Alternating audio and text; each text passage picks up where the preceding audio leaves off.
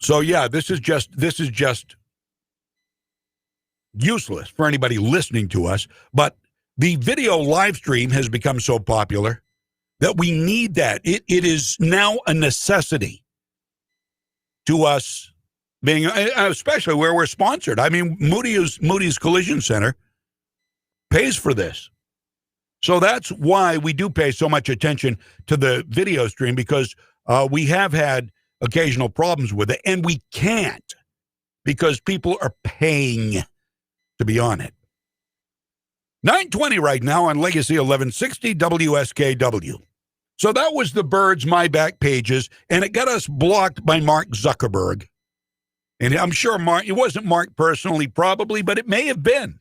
It may have been. Mark Zuckerberg may have done that to us, in which case I would like to say thank you oh so much, Mark Zuckerberg.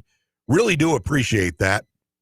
And we are going to get the stream. We've got to get the live stream back up, but I'll do that during a break here. We do have to take a look at what happened on this day in history.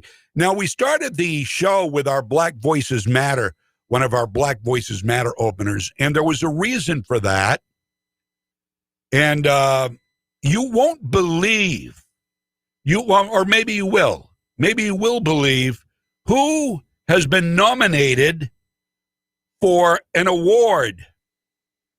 Who they are and what award have they been nominated for? Well, you're going to have to wait and see. It may blow your little mind.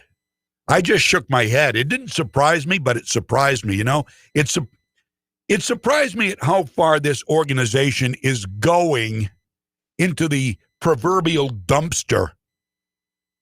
And I'll tell you why I think that, why I assert that. And we'll do that in just about 1 minute. Let's take a look at this day in years past. It is February the 1st. Snowstorm for tomorrow. It's going to ruin my Groundhog's Day celebration. What do we do? I guess we'll just have to live it over again the next day.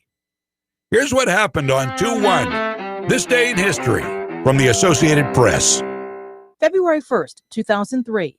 Communication was lost with the Space Shuttle Columbia at 8 a.m. Central Time. For the second time in nearly 2 decades, a space shuttle mission ends in tragedy. Space Shuttle Columbia breaks up during re-entry, killing all 7 crew members on board. President George W. Bush tells their grieving families, "You're not alone. Our entire nation grieves with you. And those you loved will always have the respect and gratitude of this country." 1968, one of the most searing images of the Vietnam War, caught by Associated Press photographer Eddie Adams. The police chief in South Vietnam's capital, Saigon, executes a Viet Cong officer with a pistol shot to the head during the Tet Offensive. 1979, ending nearly 15 years in exile, Iran's Ayatollah Khomeini arrives in Tehran to a tumultuous welcome. He becomes the country's supreme leader as an Islamic fundamentalist regime replaces the deposed Shah of Iran. And 1901. There's one thing I do know, is that I love you, Charlotte. In spite of you and me and the whole silly world going to pieces around us, I love you. Actor Clark Gable, the silver screen leading man best known for his role as Rhett Butler in Gone with the Wind, is born in Ohio. Today in history, February 1st, Carlotta Bradley, The Associated Press. All right, let's get right into the nuts and bolts of what's going on. We had a texter. Texter has guessed. A texter knows what is going on. Says we're live. Are we live or not? I think we're live. Looks like we're live. Okay, we're live. It's 9:24 on Legacy 1160 WSKW. Texter was absolutely right. Is anybody guessing on Facebook this morning? Yeah, there we go. We get people know. I don't know how many different. I've got to check the chat here. Oh, yeah, boy, we're going strong already. Let's see, people guessing left and right here. Texter, and we've got on YouTube and on Black Lives Matter is right. Did the KKK make decisive vote for BLM? I don't know, Casey. I don't know. Now, they're up for a nomination, you're right, for the Nobel Peace Prize. Black Lives Matter. I saw that last night and I said, what? I said, wait a minute now. Wait a minute. Now, let me give you a little bit more on the nominations here.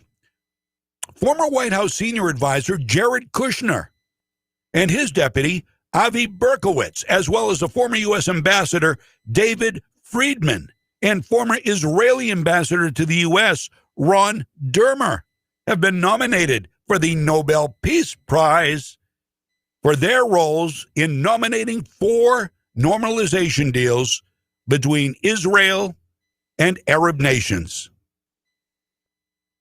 Well, now that makes sense. Who nominated these guys?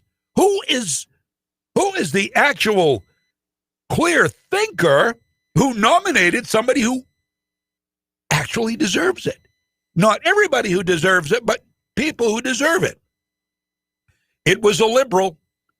It was a liberal. His name, you know his name, Alan Dershowitz. Liberal attorney, civil rights, a constitutional attorney.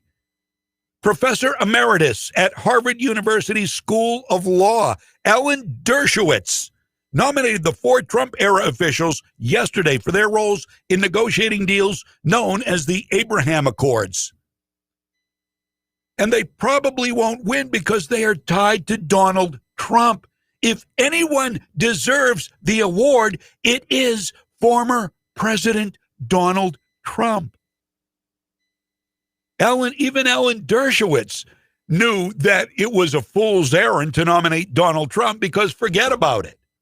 Forget about it. He's damaged goods in the eyes of the leftists on that Nobel Prize committee. How do I know they're leftists? Well, let's go back to 2009, was it, that Barack Hussein Obama won the award? Barack Hussein Obama won the award. And now Black Lives Matter, the Marxist organization, has been nominated for the Nobel Peace Prize. Are you kidding me? Have you seen? Why don't they just, let's put this in. Let's put this in current events here. Nominating Black Lives Matter for the Nobel Peace Prize is tantamount to nominating all the people who crashed the Capitol on January 6th. Same thing. Same thing. Why didn't somebody nominate the people who crashed through the Capitol and burst on the scene and took Nancy's laptop and stood in Nancy's podium? They should be nominated. Black Lives Matter actually, arguably, is worse than that group because they were untargeted. They were opportunists. They were looters. They were burners. They were occupiers. They were, in fact, domestic terrorists and still are in many communities across the fruited plain. And they are nominated for the Nobel Peace Prize. And, they probably stand a better chance at winning it than Jared Kushner or any of the others nominated for Middle East peace, which finally seems to have taken hold after all the failed attempts over the many administrations over the many years.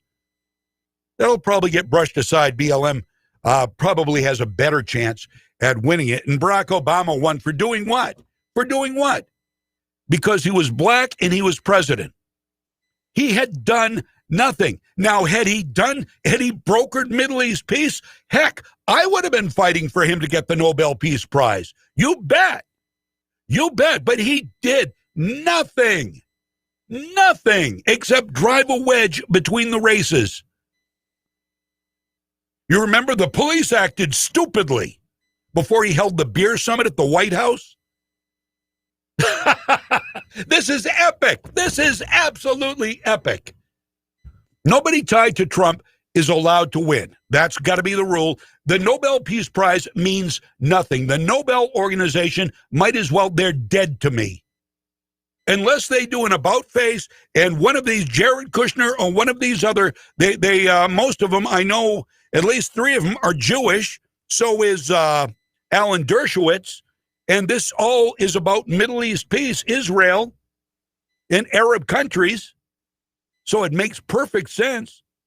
Why shouldn't one of them or all of them win the Nobel Peace Prize? Let's see what happens. Why don't we? Why don't we give it a chance? I'm willing to give it a chance. I don't expect much, but I'm willing to give it a chance. 9:30 here on Legacy 1160 WSKW. We just have a ton of stuff. My whole day yesterday was spent show prepping. Saturday, I actually went to the gun shop in Augusta. We talk about the gun shop all the time. We've got Garrett and Cody. We've got Crystal and Adam, the owner of the store. What a great place. And the line outside prior to it opening, it was very cold. And there was a line. There was like 15, 20 people outside just waiting for the store to open. I mean, this place is hopping. And they are loaded with guns. And they've got ammunition. I mean, everybody's running a little low on ammunition. They've got some. I was amazed. I was really surprised. Right on Coney Circle in Augusta. So we go in there. I go in there with a friend. I'm shopping with somebody else's money, okay? So we go into the gun shop, and we're greeted. I mean, they are so good. These people, when I'm in a gun store, I am with my brothers and sisters. I mean, I am so at home there. And I was with a friend. She is a law enforcement officer. And she asked me to go gun shopping with her. She's never owned an AR-15, and they had some AR-15s, really good prices. So I said, yeah, let's go over here. We were going to go to the main military store in Bangor. That's just a fun store, or rather, what is it? It's not Bangor. It's just north of Bangor, just northeast of Bangor, I guess. Not Herman, but not Hamden. Anyway, the main military store. So we decided, well, before we do that, let's go over to the gun shop because we're in Augusta already. It's just across the river. I know the people. So we go over there and welcome with open arms, as I knew we would be. Wonderful people.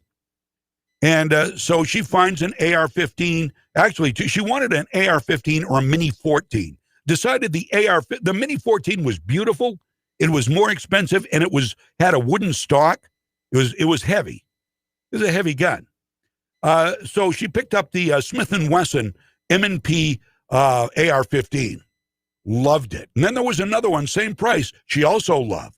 Both light, both very nice. One had a metal barrel shroud. The Smith & Wesson had more of a polymer shroud. So she texted her boyfriend, reminding him he hadn't gotten her a birthday present yet, and that she would like this AR-15. And you know what he says? No, of course you don't. It blew me away. He says, why don't you get two?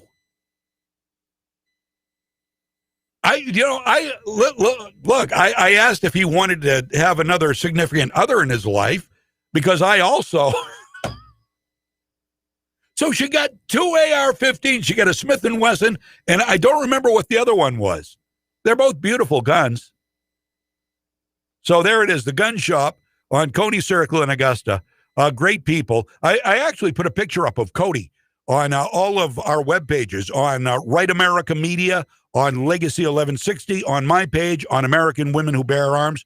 You talk about the quintessential American woman who bears arms. Take a look at Cody. And I think you will agree with me. This young woman, she is the greatest representative. You'll find none greater than Cody. Formerly of New Jersey, she lives in Maine now. And she loves guns, and she loves working at the gun shop. And she's terrific. And she helped us every step of the way on getting those guns. She stayed, and despite the fact there were, a lot of people looking around and whatnot, she'd say, I'll be with you as soon as I can. Do you need anything? So forth. She stayed with us and made sure that all the questions that my friend Rita had were answered. And it was wonderful. They're great people. And especially, I tell women, a lot of women, and I get this, I understand this, and I embrace this. A lot of women would rather deal with women who know about guns when it comes to buying a gun. They don't just throw women in a gun store and say, okay, sell guns. These women know their stuff. Crystal and Cody, you'll be hard pressed to find a guy who knows more, and they can help a woman they know what might be the best fit for a woman with a handgun, or what would be a good caliber to have for a rifle, or shotgun, whatever. They can help you out every step of the way. So there's my little plug for the gun shop on Coney Circle in Augusta. 1 Bangor Street, I think, is the actual address of the place, but certainly worth the trip if you are looking for firearms, accessories, or even some ammo right about now. We've got 9:35. We've got a lot of stuff to get to. The end of the death penalty could be in the near future. We'll talk about that. And how about this? I don't mean to scare you, but this is going to scare you, and it should. The end of the Second Amendment as we know it in the near future. How about them apples? I'm not kidding. I am not hype. I am just being truthful. Stick around. We'll have more of it, more about it, coming up here in just a couple of minutes on Legacy 1160 WSKW. Hold on a second. This is always a chore, trying to get things ready to go, because this is not the easiest system in the world to navigate and operate. Okay, we'll be right back. I'm John James. WSKW, AM 1160. What's important here at Moody's is we have a lot of opportunity for upward mobility. Moody's definitely helped me through. They sent me to school. I got my degree in business. I had the demeanor and I had the willpower and the want. Our trade is constantly changing, and there's always new challenges that arise. I definitely feel like an owner. It's very exciting. When you like what you do, you like your job, you like the people you work with, what else could you ask for?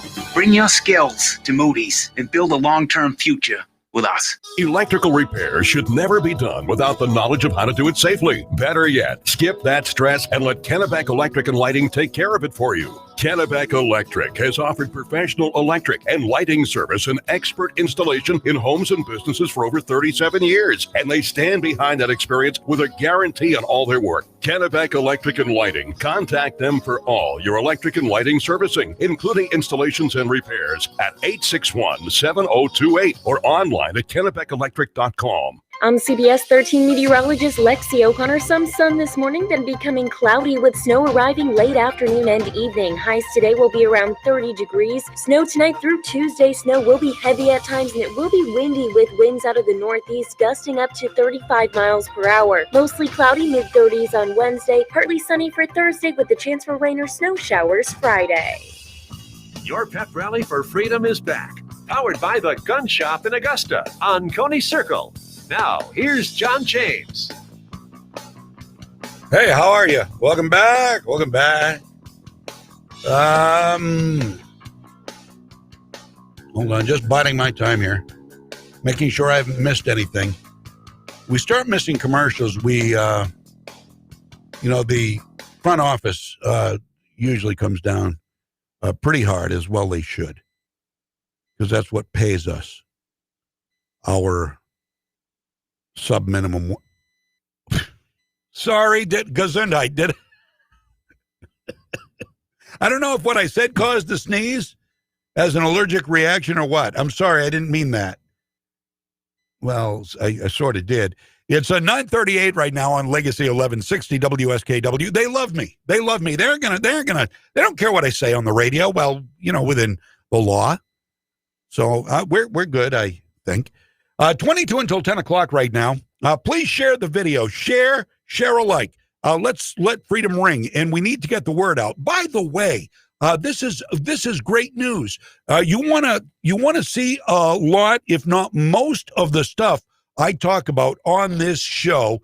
I'm gonna go to the site right now, and I'm gonna link to it on Facebook. But FPR. Okay, remember the letters FPR. Legacy1160.com/FPR. And that will take you to the Freedom's Pep Rally page of the Legacy 1160 website. I think. So far, it's not. Okay, well, that is a brand spanking new page. And why it's not going there, I don't know. Oh, there we go. Okay, it took a minute to load. All right, there you go. And you've got Freedom's Pep Rally. And underneath it, it's legacy1160.com/FPR, Freedom's Pep Rally. And you'll go to my page at the Legacy website. And underneath it, we have got all kinds of stories that we are talking about and will be talking about today. And there's links to all of them. So make sure you check it out. I'll get a link on the Facebook page a little bit later on today. But this is going to be a way for you to actually see the stories in their entirety that we talk about on the show. Again, it's legacy1160.com/FPR. And I'm just going to post a link to it right now on my Facebook page. So at least you will have, well, maybe I won't be able. There we go. Okay. Now that's not looking the way I want it to. Okay, well, I'll wait till later on that. But you can see all the stories, and we've got a bunch of them. We're going to start out with a local story that's kind of troubling.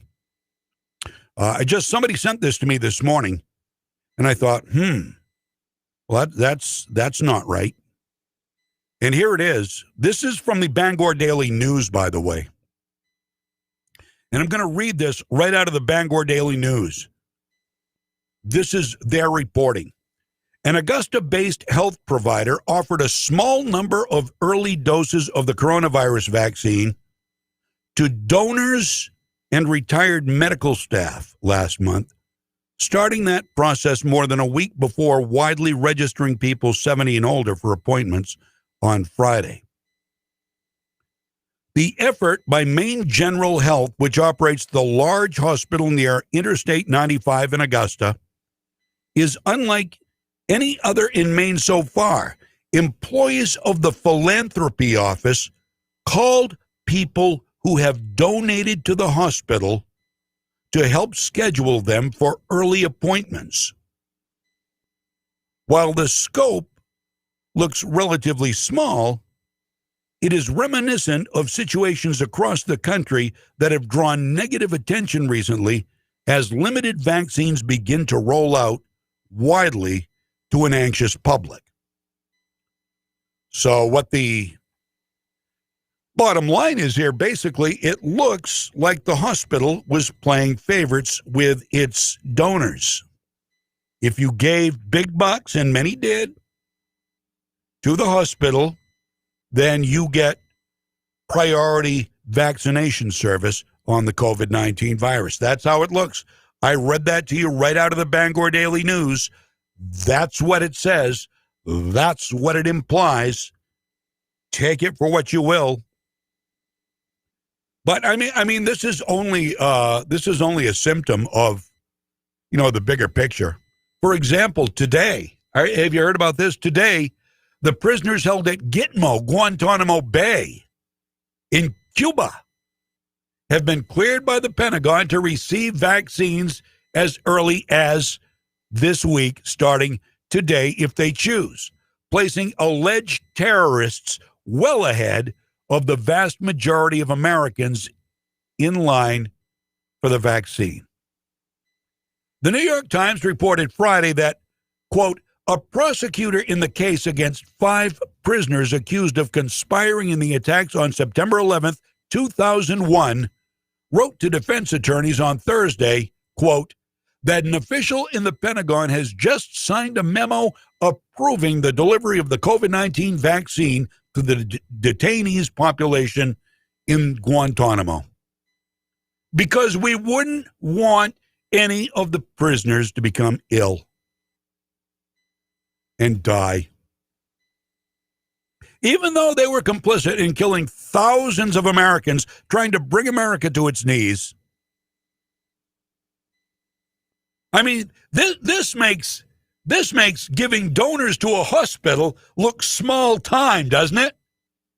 When now you're playing favoritism with murderous killers, terrorists of the United States. Oh, yeah, hell yeah, give them the vaccine. We don't want them terrorists to die. We might have to put them on trial someday. Yeah, someday, maybe after the after capital punishment expires. They want to do that too. We'll get to that. The prosecutor, Clayton Trevette Jr., also noted that the detainees could receive their first dose of the inoculation on a voluntary basis starting today. The Times reported residents of the U.S. Naval Base begin receiving the shots on January 8th, but the Trump administration had declined to say whether prisoners would be vaccinated. Not only do illegals get preferred treatment by our government, but so do terrorist criminals who killed American citizens and tried to bring us down. Now you think back in the Maine General story, and that seems like kind of small potatoes, doesn't it, compared to Gitmo? How about that? How about that? We've got to take care of the poor terrorists.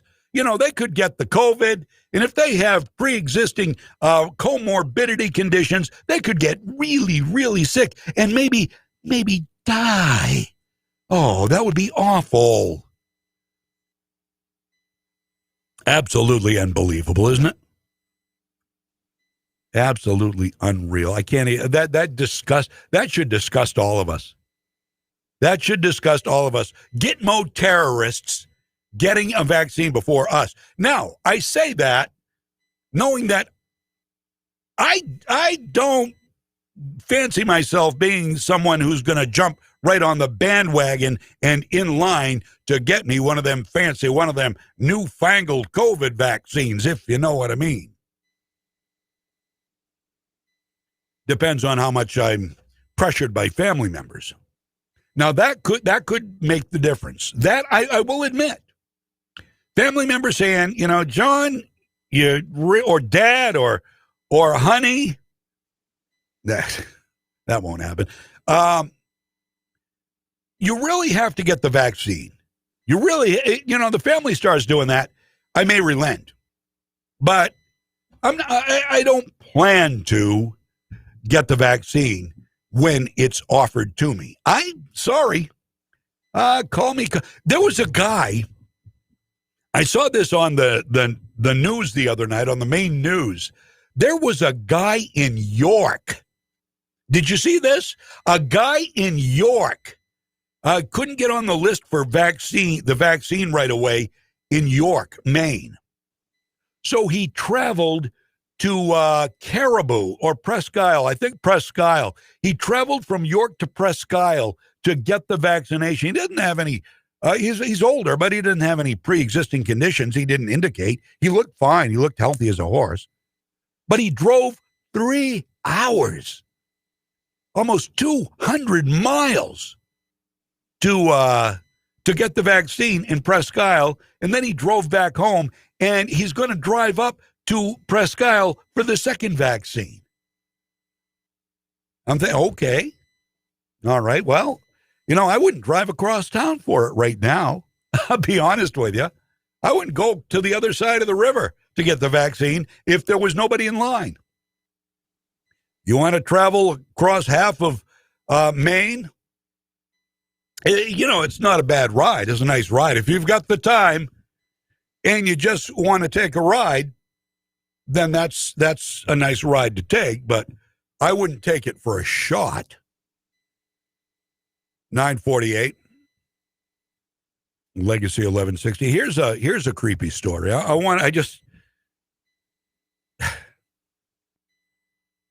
It's actually kind of, it's sort of humorous. It's very creepy. It's very disgusting, but it's sort of humorous.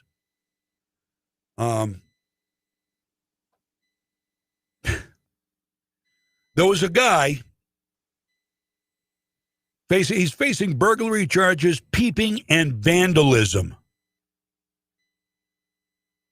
by the Stafford County Sheriff's Office in, I don't know what state this is in. This happened at a place called the One Life Fitness Center on Garrisonville Road. Maybe you know what, it doesn't matter what state. The story's created. It's not Maine, I know that. Deputies responded at about 1:15 on Saturday to this fitness center. The suspect, who was a patron at the gym His name is Brian Anthony Joe, 41 years old. He fell through the ceiling in a woman's locker room. So the women are in there changing, showering, doing whatever, and all of a sudden, this mook comes crashing through probably a hung ceiling down onto the floor below where he was uninjured and arrested. Oops. Wow. You can find that story. I think, I'm not sure. I don't know. I put so many stories on that new website that I don't know if that one's there or not. I would imagine it may be. It may be there. It's legacy1160.com/FPR for Freedom's Pep Rally. 9:51 on Legacy 1160. Well, here's something that flies in the face of a narrative. Immigrant women, it turns out, immigrant women in America have smashed the glass ceiling and probably smashed two notions most cherished by the victimized left: the patriarchal society and white privilege, which you can't shut the left up about these things. Oh, it's a man's world and women just live in it. Everybody's racist. If you're white, you're racist. And you get more stuff. You have, check your privilege at the door. If I hear one more do-gooder leftist say that, I will go up and smack their prissy little lips and say, shut up. And I'm talking about the guys. I'm not saying I go hit a woman, but these virtue signaling men, you check your privilege at the door. Mr. White Privilege, give me a break. Okay, listen to this story. This is so great. According to figures from the U.S. Department of Labor for the third quarter of 2020, several categories of the population of the United States earn more money each week than white men. This is according to a Canadian online magazine, Violette. And this is a United States study. This is the case for Asian women who earned $1,224 a week on average in the third quarter of 2020 compared to just $1,122 for white men. Now, at the same time, official data showed that the median full-time annual earnings of female American workers of Palestine, Iranian, and Turkish descent are higher than those of white American women. The same figures showed that American workers of Turkish and Iranian descent had higher incomes than white men. So what do you attribute that to? Virtue signalers? What do you attribute? That kind of shoots holes through all of your assertions, your intellectual assertions that we're living in a world of white people. There is white privilege and there is white corruption everywhere as the oppressed are being pushed down further by the Democratic Party. And white men aren't making the most in the country. Immigrant women, not even American women, immigrant women. Do you think it has anything to do with, I don't know, decisions they make in life? Decisions to pursue a career instead of pursue a family and vacation and all that stuff? Do you think it could have something to do with, I don't know, in the case of Asian people and maybe others, work ethic? I I mean, attribute it to something other than white privilege, because it's not. White privilege doesn't exist, at least not to the extent the virtue signaling leftist, progressive, communist, socialist, white class would have you believe. Most of the people who tell you to check your privilege are white people.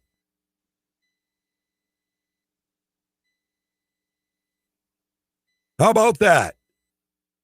You will find that story at legacy1160.com/FPR.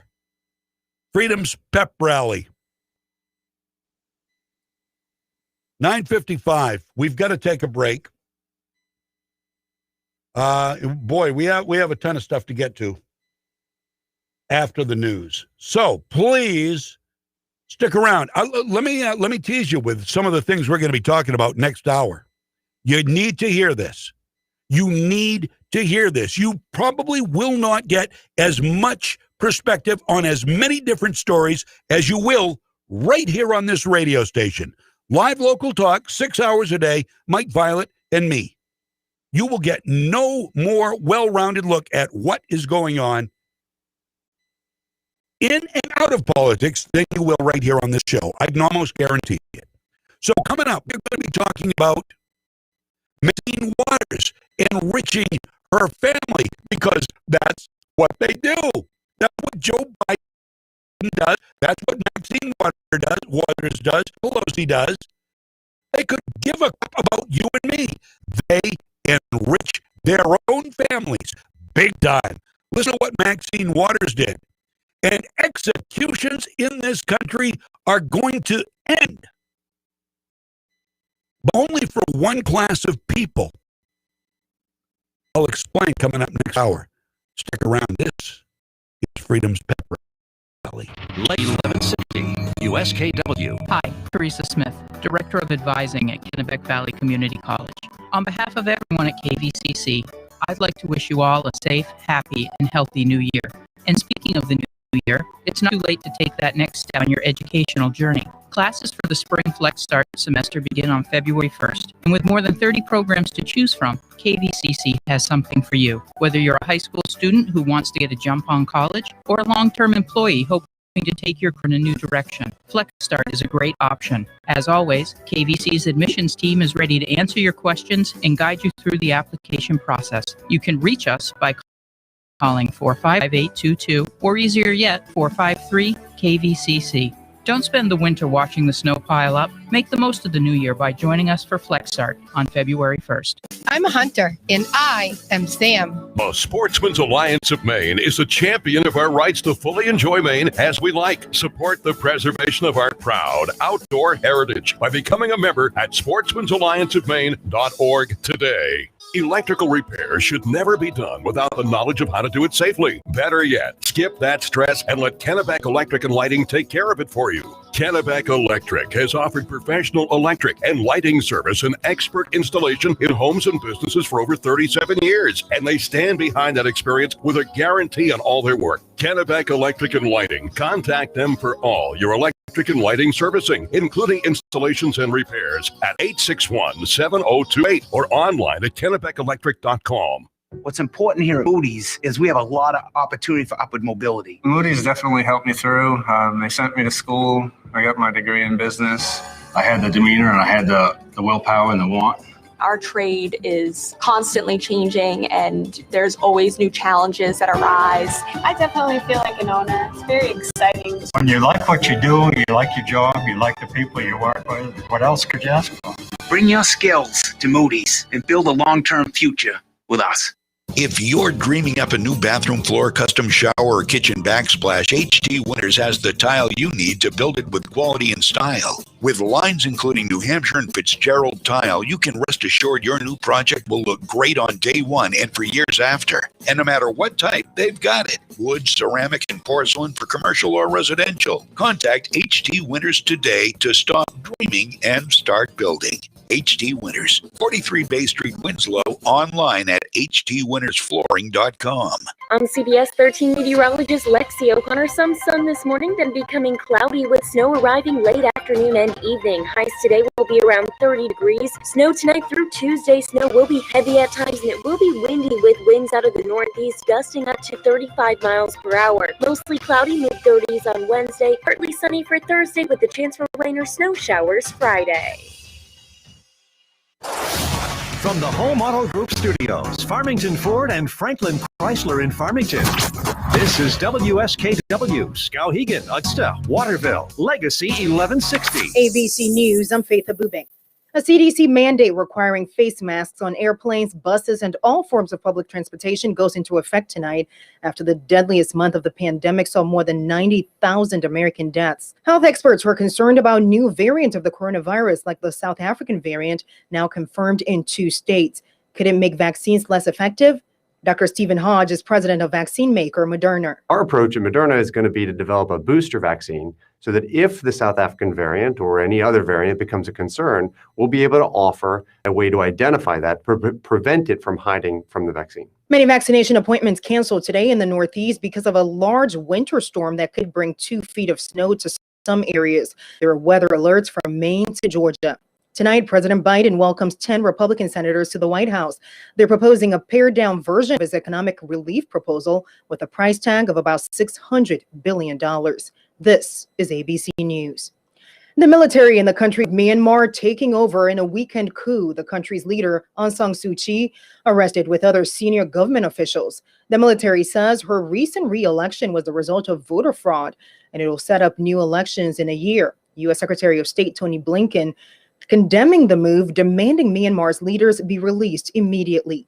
In Russia, thousands arrested in protests demanding the release of an opposition leader. Over 5,400 people were detained in Sunday's protests across Russia, according to a monitoring group. It highlights the huge security clampdown from authorities as people demonstrated for a second weekend running to call for Alexei Navalny's release. But authorities already signaling they won't back down. Russian prosecutors on Monday saying the Putin critic should receive real prison time. A court could rule on that already on Tuesday, potentially imprisoning Navalny for years.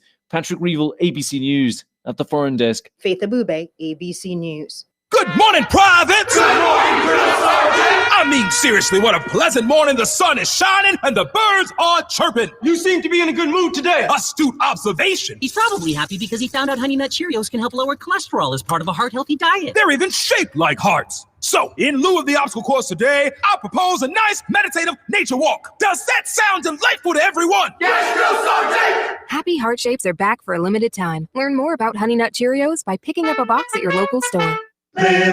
Liberty Mutual Insurance Company customizes your car insurance with Right Track, which rewards you for safe driving. As the world's most careful driver, that's perfect. Now applying 2 pounds of force for acceleration. You really turning in 0.3 miles and begin a deceleration. With Liberty Mutual's Right Track, you could earn up to 30% savings based on how you drive. Sign up at libertymutual.com/righttrack. Liberty, liberty, liberty, liberty. Discount on participating vehicles, base coverages only. Availability varies.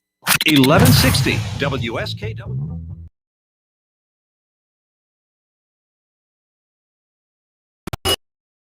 Heritage Station. And now.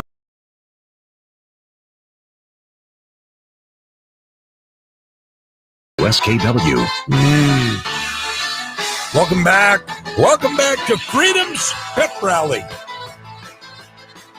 Audio is there at legacy1160.com 24/7. Click on the Listen Live link. If you like music of the 60s and 70s, good old rock and roll, we got it for you. And, of course, until noon, it's talk, 6 to noon. Mike Violette starts the day.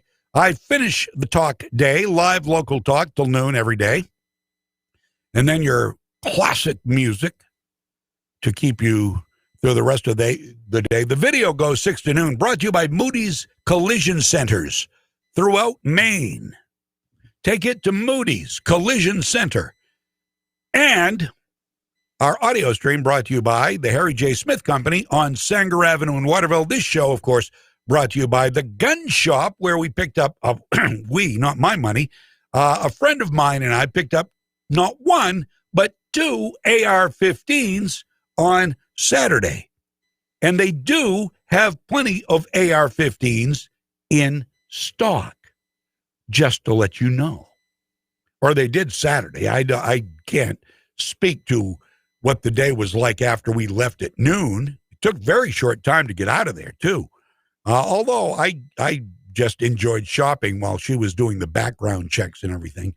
I just making a wish list on my phone. We've got a 10:04 right now on WSKW. So Maxine Waters, what is up with her? Well, she has funneled through a very big funnel more than $1 million in campaign cash to her daughter. Federal Election Commission records show that since 2003, Waters, who is 82 years old, has paid her daughter, Karen Waters, roughly $1.13 million in 163 payments. Most of the money paid to her daughter is related to slate mailer fees.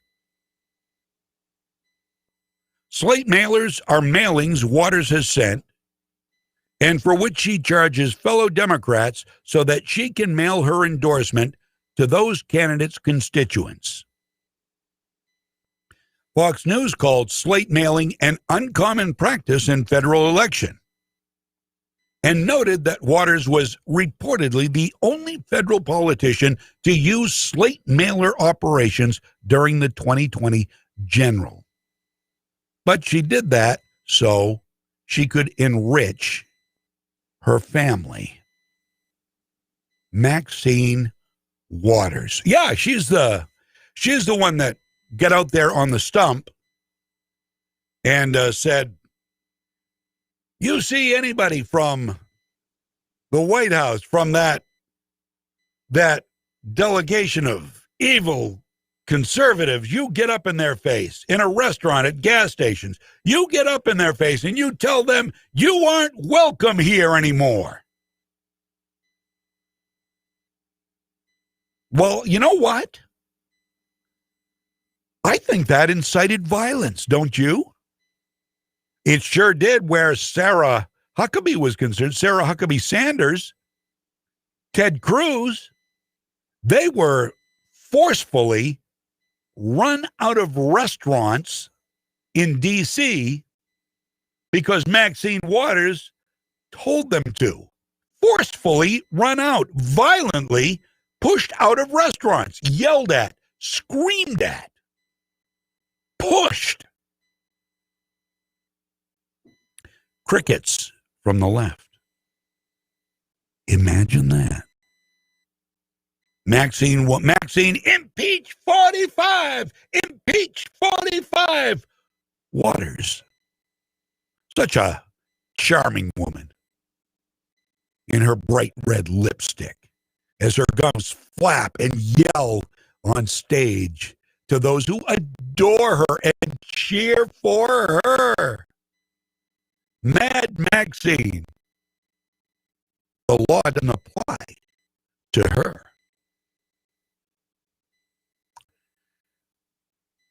And execution of inmates is probably going to end. Congressional Democrats making it clear they want to end the death penalty. In a letter, this is from the Western Journal, in a letter written to President Joe Biden, Ayanna Presley, the socialist from Massachusetts, and Cori Bush, a socialist of Missouri, along with nearly 36 others, argued that the American people bore witness to the cruel and heinous practice of executions in the last months of the Trump administration, during which time 13 people met their fate in prison. quote, night after night, final days of the Trump administration, the American people bore witness to the cruel and heinous practice of executions. That's what it said in the letter. So while the leftists want to end the heinous practice of killing people who kill our children, rape our women, murder our family members, they want to increase funding here and abroad so mama bears can legally kill their babies. How about that? Well, it makes perfect sense in an insane, upside-down world, doesn't it? Quote, Americans from all walks of life, entertainers, advocates, attorneys, public officials, athletes, academics, appeal to more conscience of judges and the president to save lives of those on death row. Now, according to the Texas Tribune, those executed during the final days of the Trump administration include Brandon Bernard, who was sentenced to death for his role in the 1999 carjacking and murders of an Iowa couple on a secluded part of the Fort Hood Army Post in Killeen, and Alfred Bourgeois, who was convicted of killing his 2-year-old daughter in 2002. The lawless left saving the corrupt criminals while killing the innocent. Only in America. Only in America. Hold on just uno momento. I must close the door. I'll be right back. This dead air brought to you by Miracle Ear.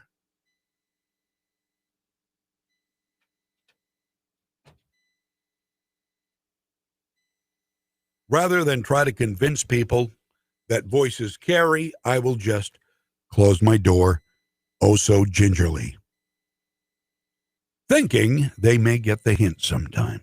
But no. I'm fine. I'm not upset, not angry. I don't get angry, I just get passionate. Climate change. I mean, what other show are you going to get as much information? By the way, you can find all of these stories at legacy1160.com/FPR. I have to think. Freedom's Pep Rally, legacy1160.com/FPR. All the stories I talk about and comment on, you'll be able to find right there at legacy1160.com/FPR. So in Davos, is that how you say it, Switzerland?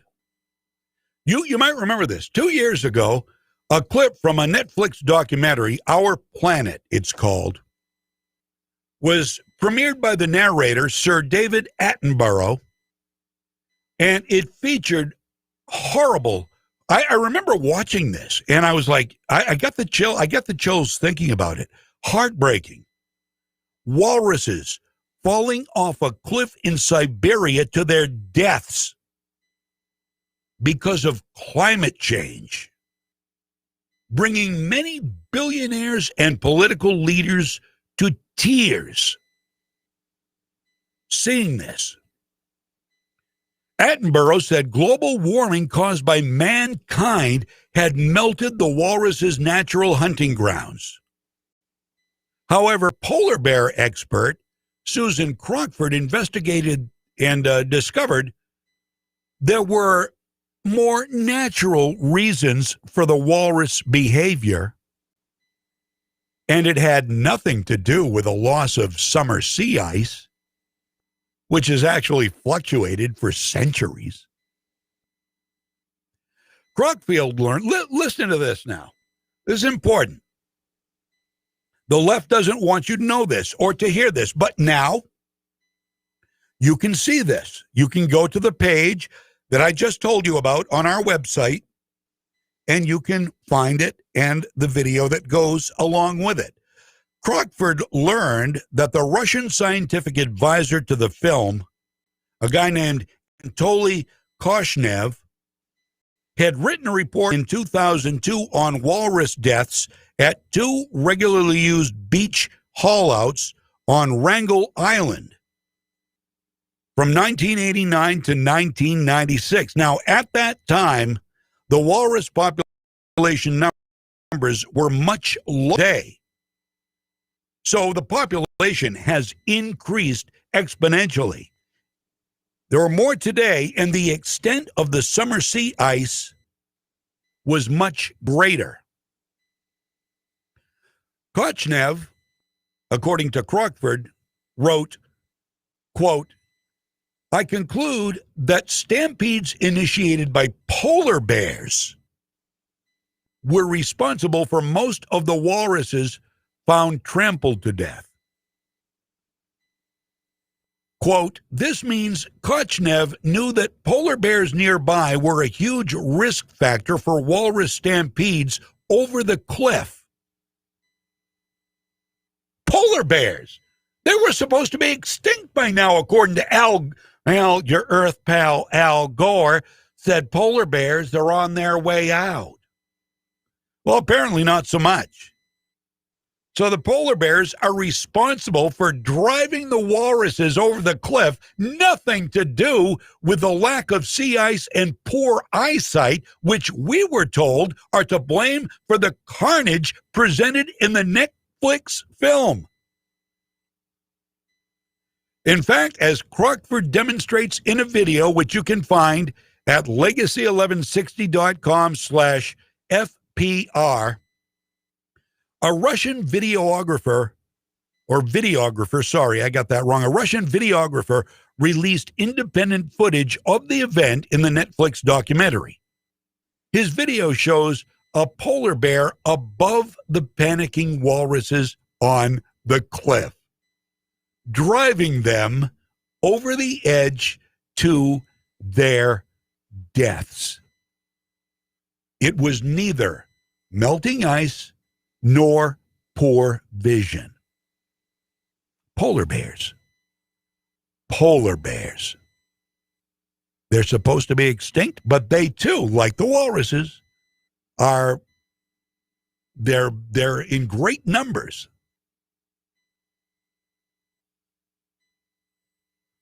Legacy.com/FPR for all of these stories we discuss here on Freedom's Pep Rally. 10:16 now on Legacy 1160 WSKW. And what's the problem with schools in this country during the pandemic? Why are so many schools across the country closed when the science, which the left loves science, just like the left embraced this Netflix documentary saying that global warming is killing the walruses, driving them over the cliff. No, that's not science. That's clever editing. And the clever editing was done for a reason, to strike sadness and fear in the hearts of men and women with feelings all across America and the globe. It's always to appeal to feelings. Always to appeal to feelings. Now with schools, we don't want to kill our teachers. So who's to blame for this? The teachers' unions. Bingo! Now, many schools in Maine have done in-person learning a lot more frequently than a lot of other states, although they will close down if one student case of COVID-19 is. Now, you may or may not disagree with that. Up to you. I'm not going to state an opinion on that. I'm going to let you run with it. They're doing some in-person learning at schools in the state of Maine. However, schools are completely shut down, completely. No questions. In places like Atlanta, Denver, San Francisco, San Diego, Washington, D.C., Austin, Texas.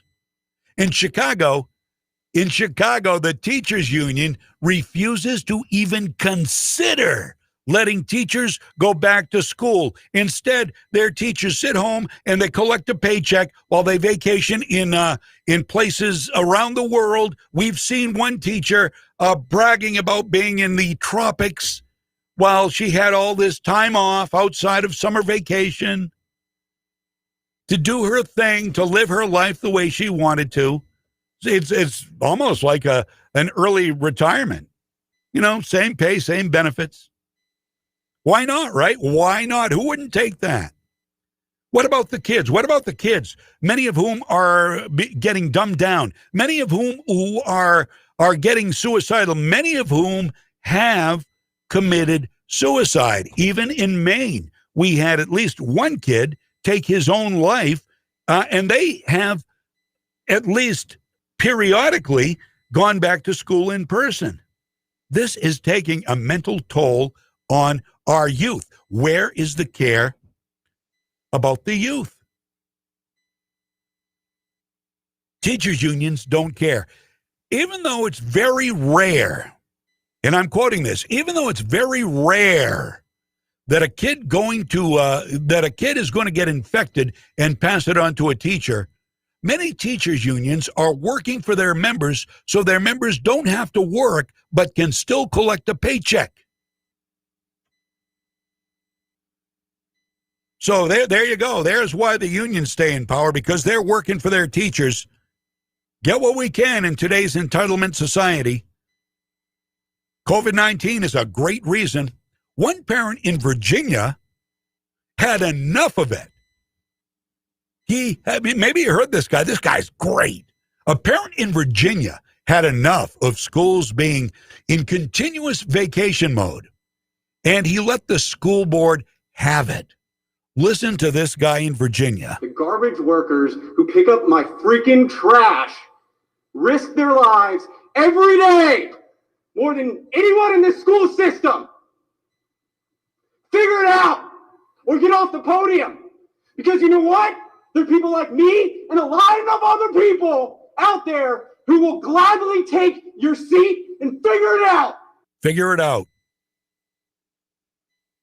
Here is a dad of a child who is hurting. Teachers are just biding their time. The teachers' unions. I'm not going to blame the teachers directly. I don't know how many teachers are involved in telling the unions, well, you know, you really ought to. I have no idea. I have no idea. But the teachers' unions have to take the fall for this.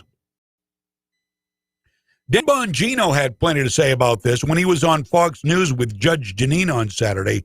Here is the great Dan Bongino. There's been tons of studies showing that these schools, that the young children, if they get the disease, they get a mild case and they rarely transfer it to the teachers. Now, let me be clear, Judge. Listen, I love teachers. I'm not kidding. I only am where I am today. My family's full of teachers because of great teachers. But the teachers' unions are a disgrace to the country right now. And what they're doing right now in Chicago, bankrupting families who, remember, Judge, and that county in Virginia where that gentleman comes from, who's notably upset and understandably so. What they're doing is these parents can't go back to work because they've got to sit home and teach their kids despite paying tax dollars to have their kids taught. And one more thing on this. You know, this is one of those, the beatings will continue until morale improves that the liberals want to impose on America. They do this the whole time while trying to shut down private schools and fighting against school choice. So you'll go to our schools, we'll shut you down, we'll shut you out of our schools, we'll boycott, you'll pay us while we're doing it, and don't you dare find other options. That's liberalism in America today. And liberalism in America today is more and more becoming a certifiable mental disorder, and we have just elected it to the highest office in the land. I say we, not meaning me, probably not meaning you. And there is buyer's remorse by many. I have been reading it all weekend on the left who said, who would you have voted for? Would you have just not voted? You hate Trump. You hated Trump so much. Who is becoming the dictator that they always accuse Trump of being? Without proof, without cause, they just listen to the narrative on their mainstream media sources, and they think, well, they're right. They're right. Donald Trump's a dictator. He's a tyrant. He is a Hitler. He is a Nazi. You've heard all those names. 4 years. A little over a week into it, now Joe Biden's getting a little of the heat. And he'll be getting a lot more before it's done. Let me tell you right now. Stephen Miller, in fact, says Joe Biden will destroy democracy. Now, many on the left would be okay with that. I swear, many on the left would be fine with democracy, capitalism, our democratic republic going away and being taken over by socialist control. They would be fine with that. By the way, I want to welcome everybody who's in here today. I'm sorry, I haven't been looking so much at the comments. I'm going to share some on the screen now if you're watching on the video. Thank you, Amy, Alany, Wayne. Great to see you in there. We've got Casey and Mikkel and Angela. Welcome to the show. Dick is here. Good morning, Dick. Hi, Laurie. By the way, Dick, my buddy Dick Richards, a weatherman. He is a weatherman. He was my weatherman for a number of years when I worked in Lewiston, Auburn, WLAM and WJBQ. Dick was the weatherman. Dick weaned me. Thank you, Dick. Dick weaned me off sugar in my coffee. What a guy. He used to go get me coffee every morning. I couldn't move from my station there in the control room. It was that busy at this place. And so he would get me coffee, and he started putting less and less sugar in each time. I barely noticed until one day I noticed it. It was like no sugar. He said, yeah, I've been weaning you off it. I said, what? I used to put a couple of packs of sugar in my little cup of coffee, and I would have several little cups of coffee. Well, I couldn't complain. The guy was getting me coffee. So I said, will you bring me the sugar to put in it myself? He said, no. I said, what? I said, I'll get your coffee, but no sugar. So I relented, and I said, okay. And rather, I thought, I'll bring in my own damn sugar. Well, of course, I never remembered to do that.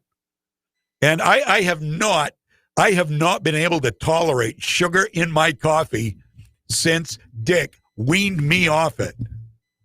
Now, I still don't care for black coffee, and he never brought me black coffee. I still like the bit of creamer in it, but never again have I had sugar in my coffee. So I don't know. That may add a little time to my life, Dick. I appreciate that. Thank you for being here on the show, listening to Freedom's Pep Rally. So Stephen Miller is a political advisor who served as a senior advisor for policy and also the White House director of speech writing under Donald Trump. Now, his politics have been described by the leftists as far-right and anti-immigration. Of course, if you want a wall, if you want to put America first, you are anti-immigration, according to the left. Because, the days of, come in here the right way, assimilate, take the test, go through all the procedural stuff, and come in here the right way. Those days are long gone now. That's what the founding fathers recognized was necessary to keep a free and healthy union. They recognized that back in the 1700s. But that's out the window now. Now we just want to open the borders up. And if you don't want the wall, if you want to stop people from coming into the country and taking over our streets, our entitlements, our housing, our jobs, killing our people, then you're anti-immigration. Because it's America last. That's the leftist mantra, America last. So Stephen Miller was on Fox News with Maria Bartiromo this weekend, and here's his assessment of the first week and a half of Joe Biden's deplorable administration. President Biden has already issued an astonishing number of executive orders and actions in his first period of days. 40. Over 40. Going around Congress, going around the legislature to unilaterally implement his own policy, even when that policy is flatly contradicted by duly enacted federal law. So we've seen, for example, on border security, on immigration, that Biden, through the Secretary of Homeland Security, has issued a memorandum that would functionally end all immigration enforcement in the United States of America, nullifying hundreds of pages of federal law. We've seen President Biden reinstate what is called critical race theory training in the federal government, which is race-based discrimination that's flatly illegal. We've seen him unilaterally stop the leasing of new drilling and natural gas exploration all across the country, sending those jobs overseas, violating his own Buy America pledge, shutting down the Keystone Pipeline, rejoining the Paris Climate Accord without going through the United States Senate treaty process. Again and again and again, we've seen executive actions that aren't only bad policy, but that aren't lawful.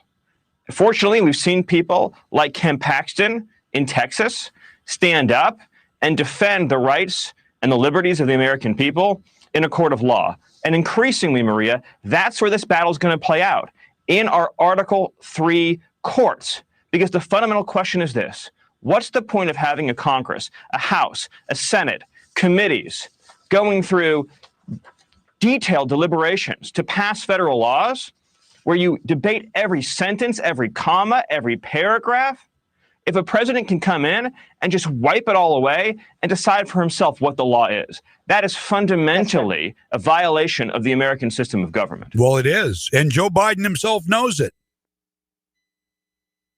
Joe Biden himself called executive orders dictatorship just recently. I've got audio of it. We'll play it later. Now he's become the dictator he described. They've got nothing if they don't have hypocrisy. They've got nothing if they don't have anger and vitriol. They've got nothing if they don't have rage. They've got nothing if they don't have... Play the song. Play the song. Would you play the song? There you go. Not the whole song. Stephen Miller on Maria Bartiromo is who we're listening to. He's a former Trump advisor. He went on to say how fundamentally un-American Joe Biden's dictates are. Even though we're in the middle of a raging global pandemic and many people have been forced out of work because of that pandemic, strangely, the Biden administration, despite their calls for unity, are pushing a series of hard left progressive initiatives that undermine and hurt American workers. We talked about the energy orders and what that would do to American workers. He also scrapped the deregulation initiative of the last administration. But immigration in particular is a very significant assault on the wages and working conditions of everyday citizens.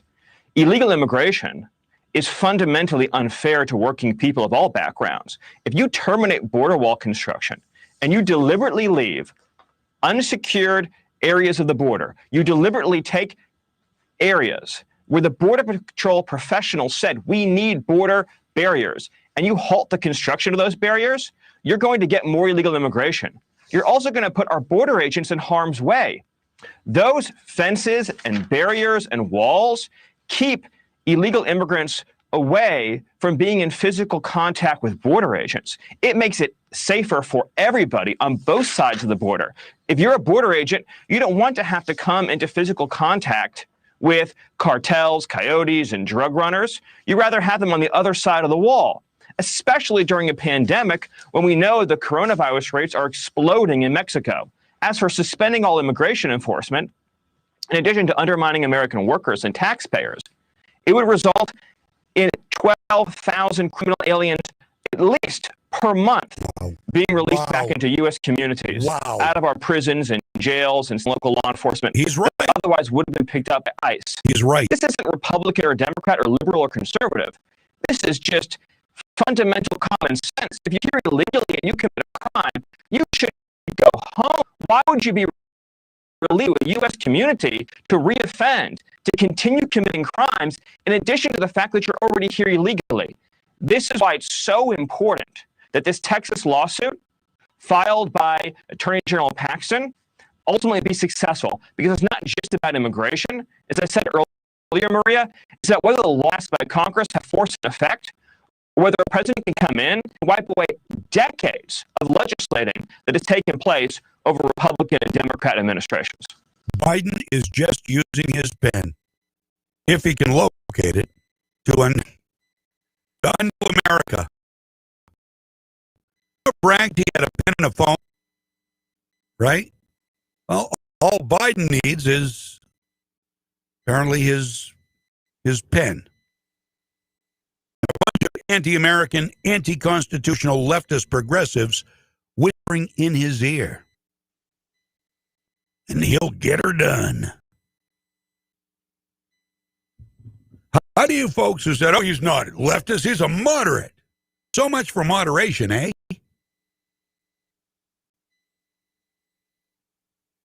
He's getting it from both sides, though. God bless America. There is some justice, albeit small at this point. Joe Biden and the Democratic Party got blasted by their own supporters over the weekend because they aren't going to get enough money. You heard me right. Not enough money.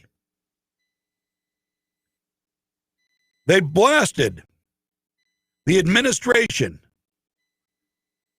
because Biden is pursuing a $1,400 stimulus check in the next coronavirus relief bill, not $2,000 like Biden and other Democrats promised. While campaigning during the Georgia runoff elections, Democrats John Ossoff and leftist hate race baiter and hate monger Raphael Warnock, who both won their elections, made COVID relief a central campaign issue. Now, if you don't give them what they think you promised, they will turn on you. They eat their own. I can't say that enough. I've been saying that for a long time. They eat their own. Biden made that promise, too.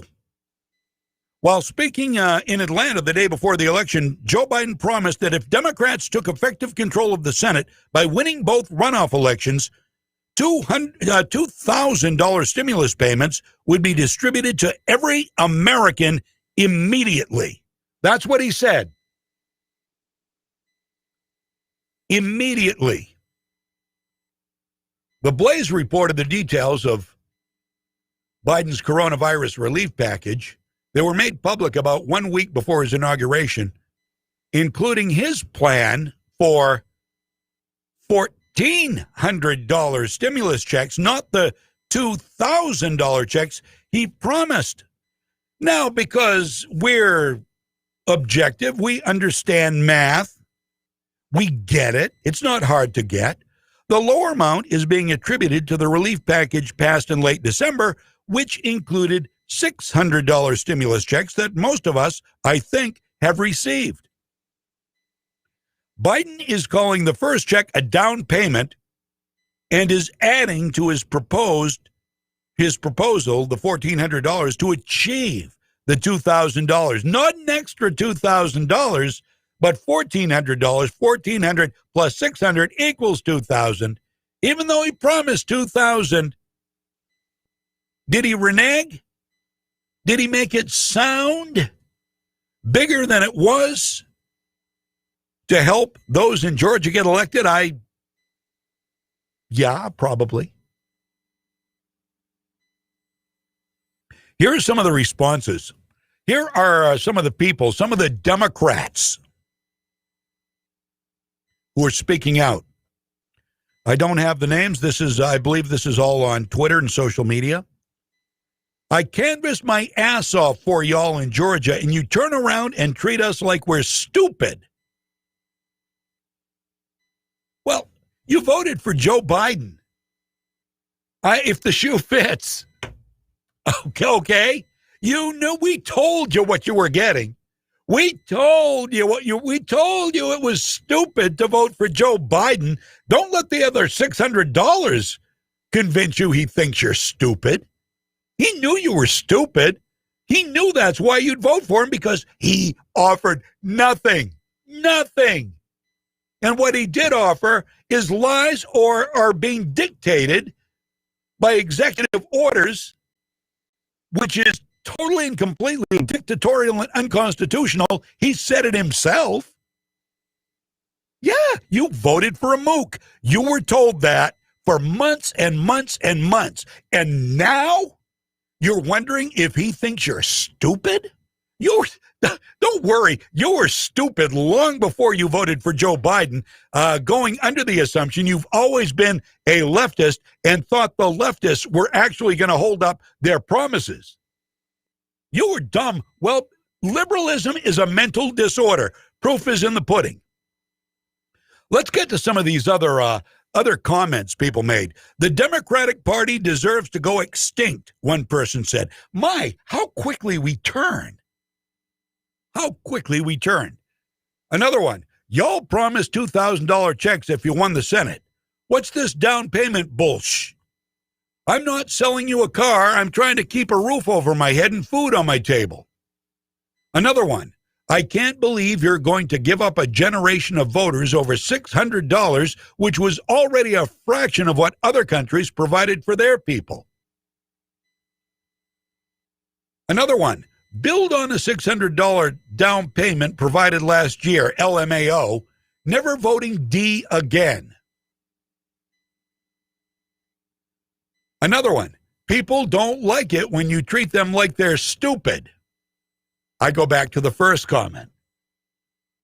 We knew you were stupid. Now you know you're stupid. And if I one more gaslighting, the very people who trusted, first mistake, and voted, second mistake for you. With a bipartisan spirit, 10 Senate Republicans wrote Biden over the weekend with a COVID relief counterproposal. The legislation would reportedly cost just $600 billion compared to Biden's $1.9 trillion. Now, they've already spent $900 billion under Donald Trump. Donald Trump himself said we'll spend $1.8 trillion on stimulus and maybe more. Talk to me. Nancy Pelosi would have nothing to do with it. So now the Dems are eating their own because, well, you haven't got Donnie around to kick around anymore, have you? How telling is it? How very telling is it when they start devouring their own people? All these stories and more that we cover on this show laid out in a really nice, easy to navigate page, legacy1160.com/FPR for Freedom's Pep Rally. I'll get a link to it up later, and I'm going to put a permalink on the homepage at legacy1160.com.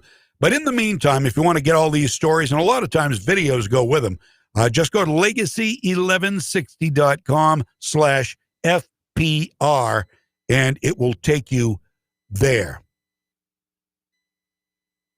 Now, here's something you really ought to worry about. I know I do. I know a lot of my gun brethren do. Anybody who is an American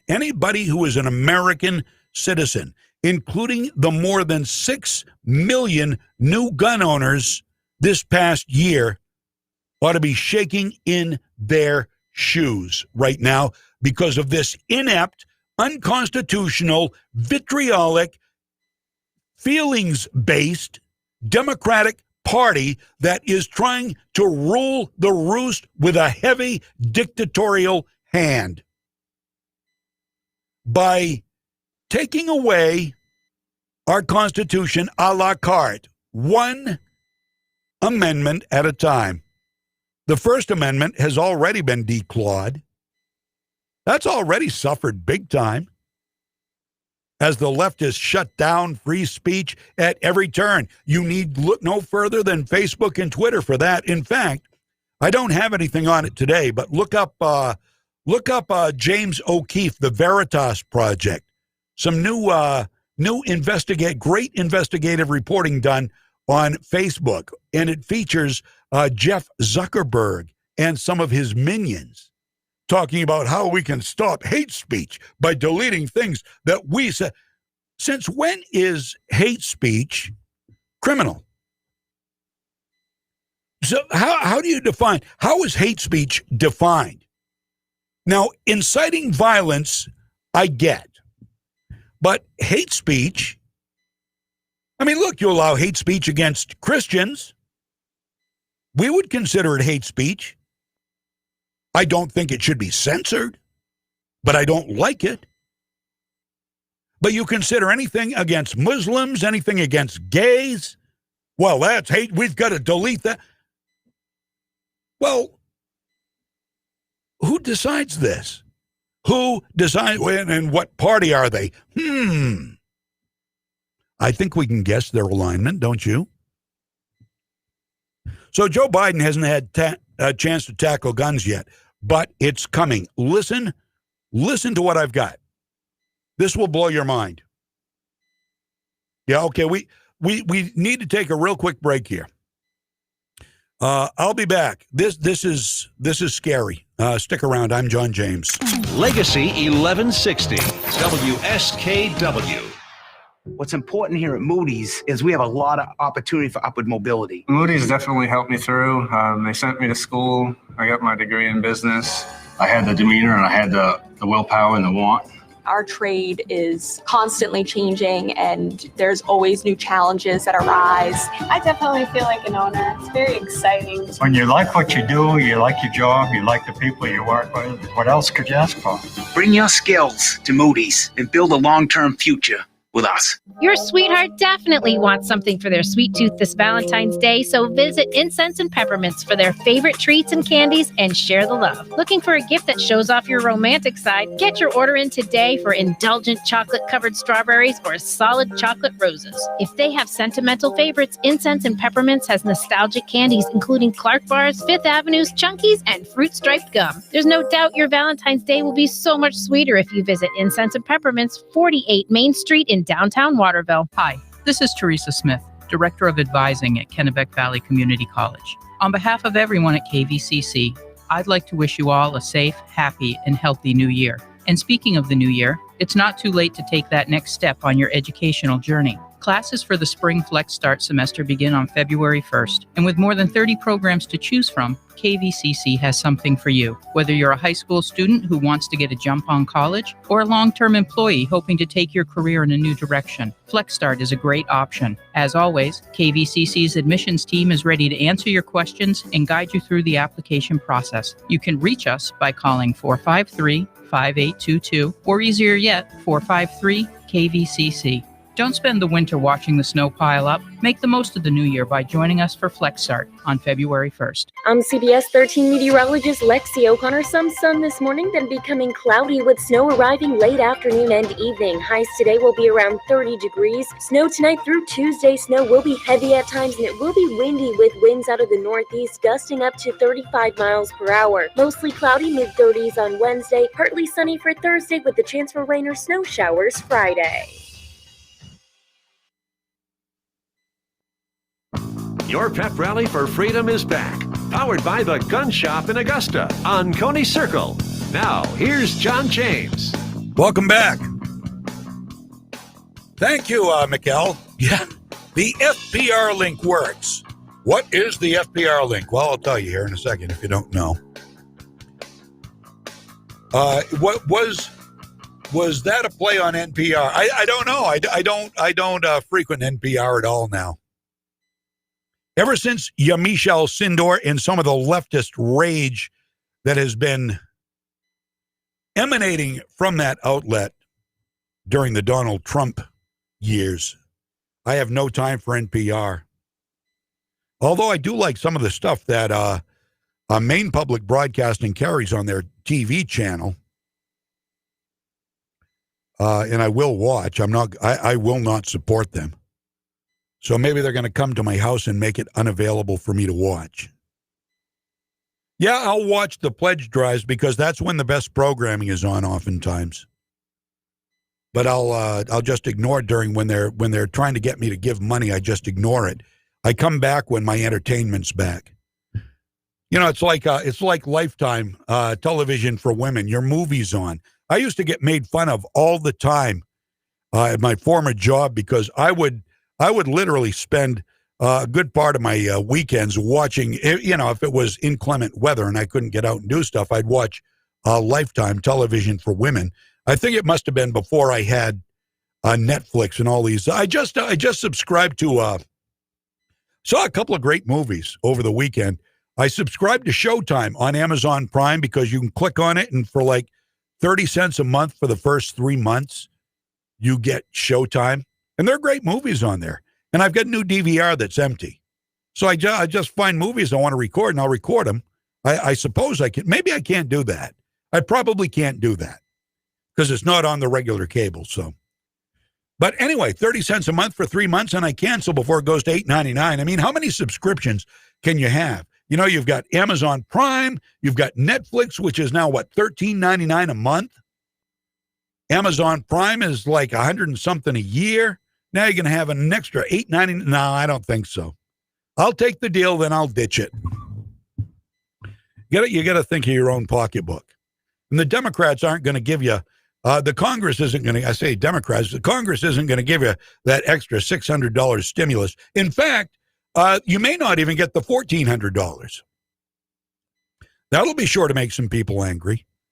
And the reason for that is they may lower the ceiling on how much you can make to qualify for the stimulus. They're talking about that, which means a lot of people who have previously been eligible to receive the stimulus, once they lower the ceiling, you're going to come in under that ceiling, or rather over that ceiling, and you will not get a check. You know, I could personally, and I understand there are people that need it. I get that. And the government should be there to provide it because they are the ones that have caused this, them and the Chinese Communist government. So they need to provide for the people who need it. I'll tell you right now, I don't really need, I'll take it. They're going to say, hey, you take this damn check, $1,400, take it. I'm not going to, I'll take it. I'm not going to send it back in the mail. I'll be honest with you. I try to be moral and upstanding, but if somebody's going to send me a check, I'm not going to, because I know they're going to spend it on crap. Oh, we got another one of these stupid telemarketers here. No, let's. Shh. Not hang up the phone. Your Google business listing is at risk of displaying incorrectly. Oh, yeah. Well, don't worry about my business. I don't have a Google display, so bite me. 10:51 now. So what about guns? What is happening with guns? Well, it's sort of bubbling under. But you know you've got anti-gunner Kamala. Please put me on MSNBC whenever there's a shooting because I like to get my spotlight time in saying how horrible guns are and how evil law-abiding gun owners are. You've got Kamala Harris, the leftist, opportunistic pincushion, mook. I'm sorry, did I say that? I don't mean to offend. I don't mean to offend anybody. You know, sometimes I just say what's on my mind. So, Joe Biden has been too busy dictating through executive orders over the past 9 days and really hasn't gotten to gun control yet, but it's coming, so don't be surprised when it arrives. I'm guessing probably in the next week to 10 days you'll be hearing about it. They're going after everybody except criminals. Yeah, you heard that right. Let me repeat that. They want to control the guns of everybody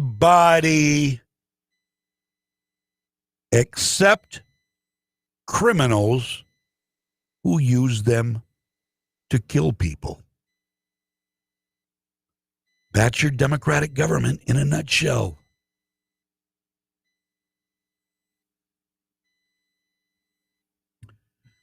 Here's what they're going to do. Guns and ammunition, too, by the way. You've got deep pockets and can find a source. Stock up. Guns, ammo, stock up. Or maybe not. What do I mean by that? Well, listen. Listen, my children, and you shall hear. The object of this bill, which is H.R. 126, was it Sheila Jackson, I guess her name is? Sheila.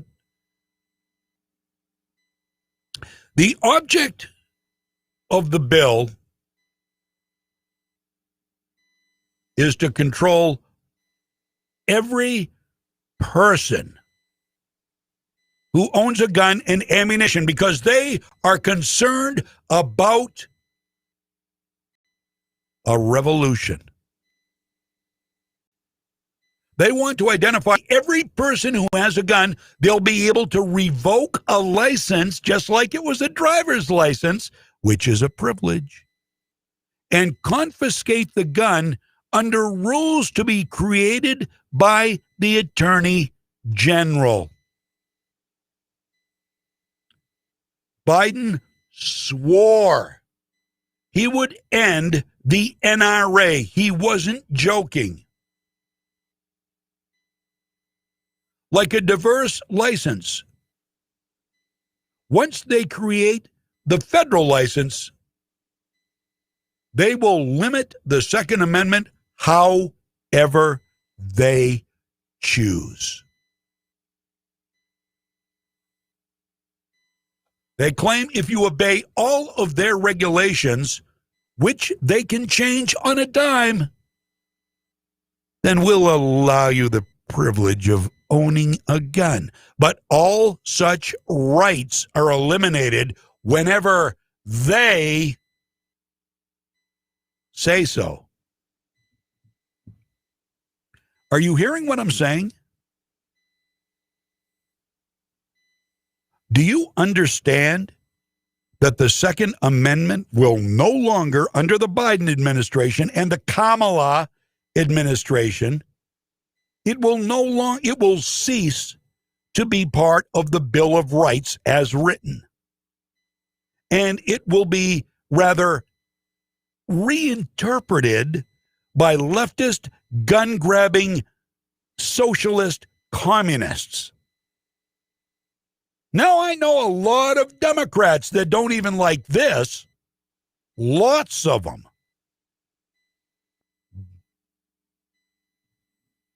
But it's coming, and there's a lot to it. I'm going to read you a couple of things here, and then I've got a piece that I want to play for you after the 11 o'clock news. Now, part of this H.R. 126, which you can link to this story, by the way, again, and others at legacy1160.com/FPR. It's there to help expand on what I'm telling you here. Part of this H.R. 126 is 922 DD1.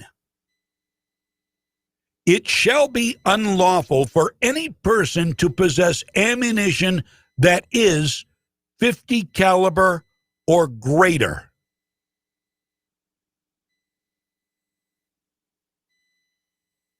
Well, I got a 9mm, I got a hunting rifle, or wait a minute. Wait a minute. 50 caliber or greater.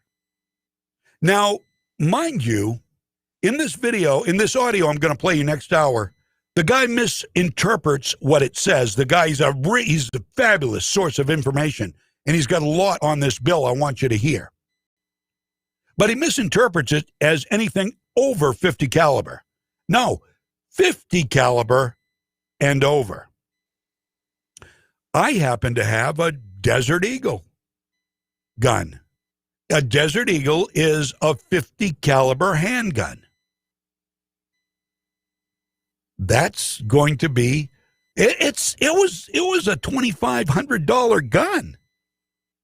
The ammunition for it's not cheap either. That is suddenly going to be illegal. I will have an illegal gun and illegal ammunition, which I will no longer be able to buy under this dictate. If you own a shotgun that shoots rifle slugs, those will be effectively illegal. Those are bigger than .50 caliber. Rifle slugs are going to be illegal under this dictate. If you are lucky enough to own a .50 BMG rifle, many people do, and they use it to long-distance target shoot, long range, fun. I have not put any money toward a .50 BMG yet. It's like a sniper rifle. I ask you, how many people are killed every year in America by a .50 caliber gun? Rifle, handgun, shotgun. I would venture to say if anybody, if one person is killed with a .50 caliber or greater, it's probably by a rifle slug from a shotgun. It ain't from a Desert Eagle. It's not from a Smith & Wesson 500. It's not from a .50 BMG. So they're solving a non-existent problem with this bill. But that is a hallmark of the leftists. Let's make up a problem, and then we'll solve it with legislation. So we'll be able to make money on fines. Oh, and jail time. We're talking prison time up to 20 years. Minimum of 10 years for owning these.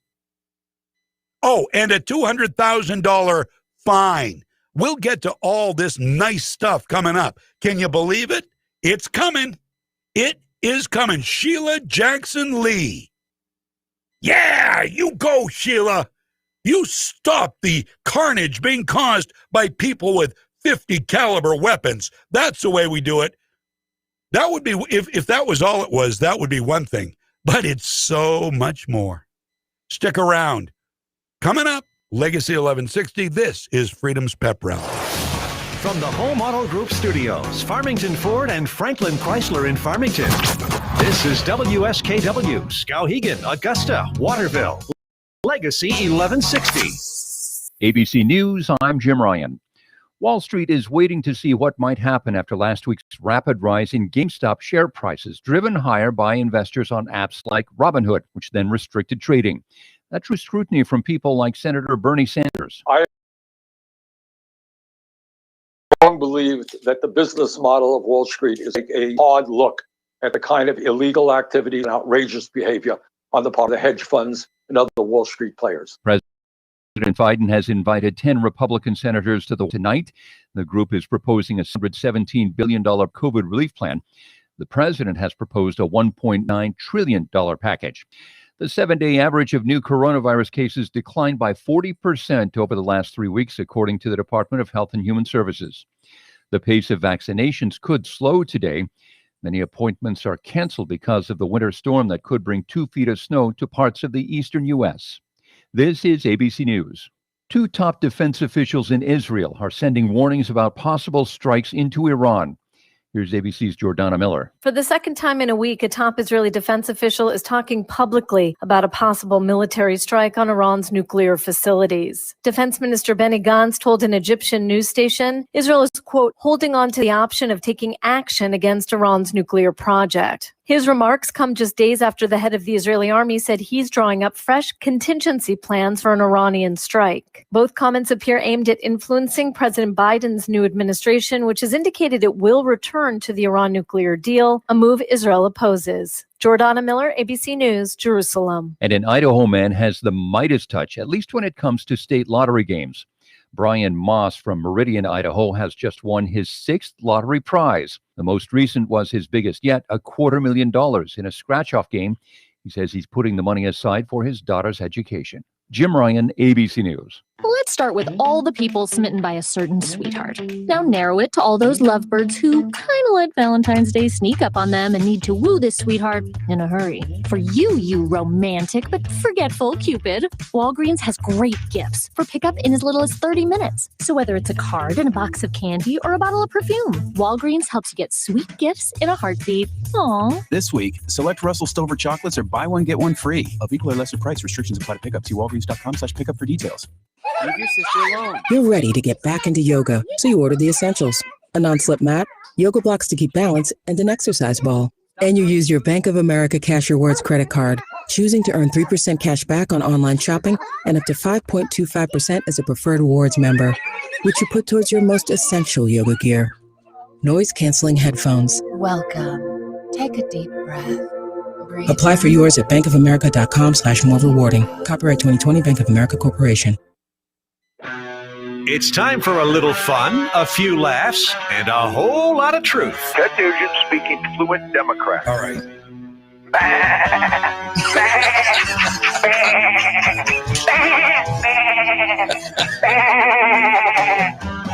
Basically translated, that means I will do whatever you say, or if you shove lies up my ass, I will parrot them mindlessly for you. The John James Show is on Legacy 1160, WSKW. Hi, welcome back.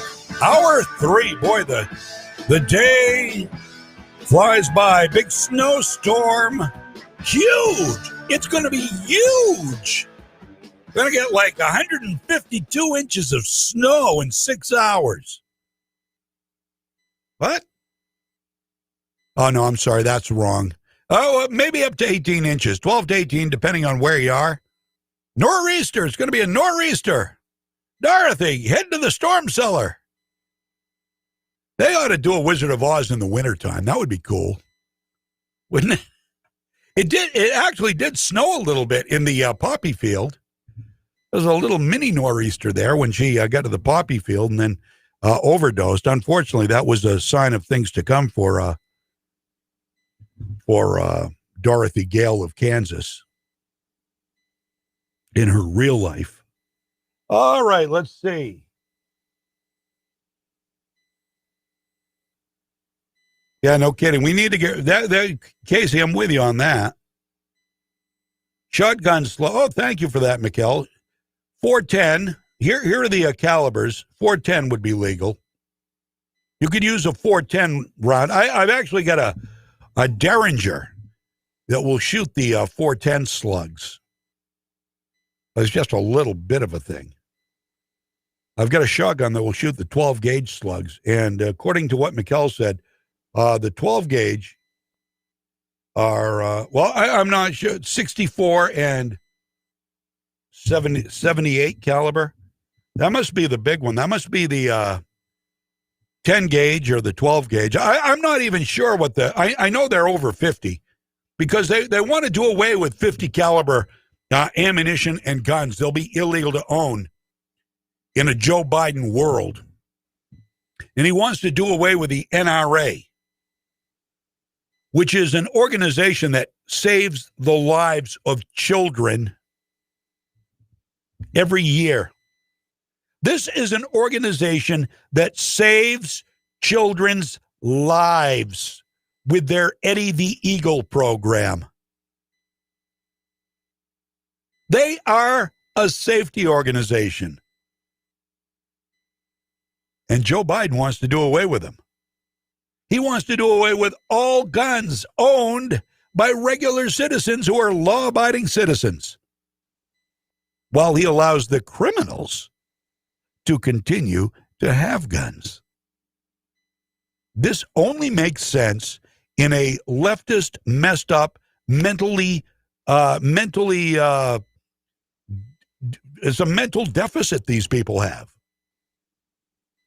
It's seriously a deficiency in gray matter that these people have. Everything they do is the opposite of common sense. Never trust a leftist to tell you anything, because whatever they say, do the opposite.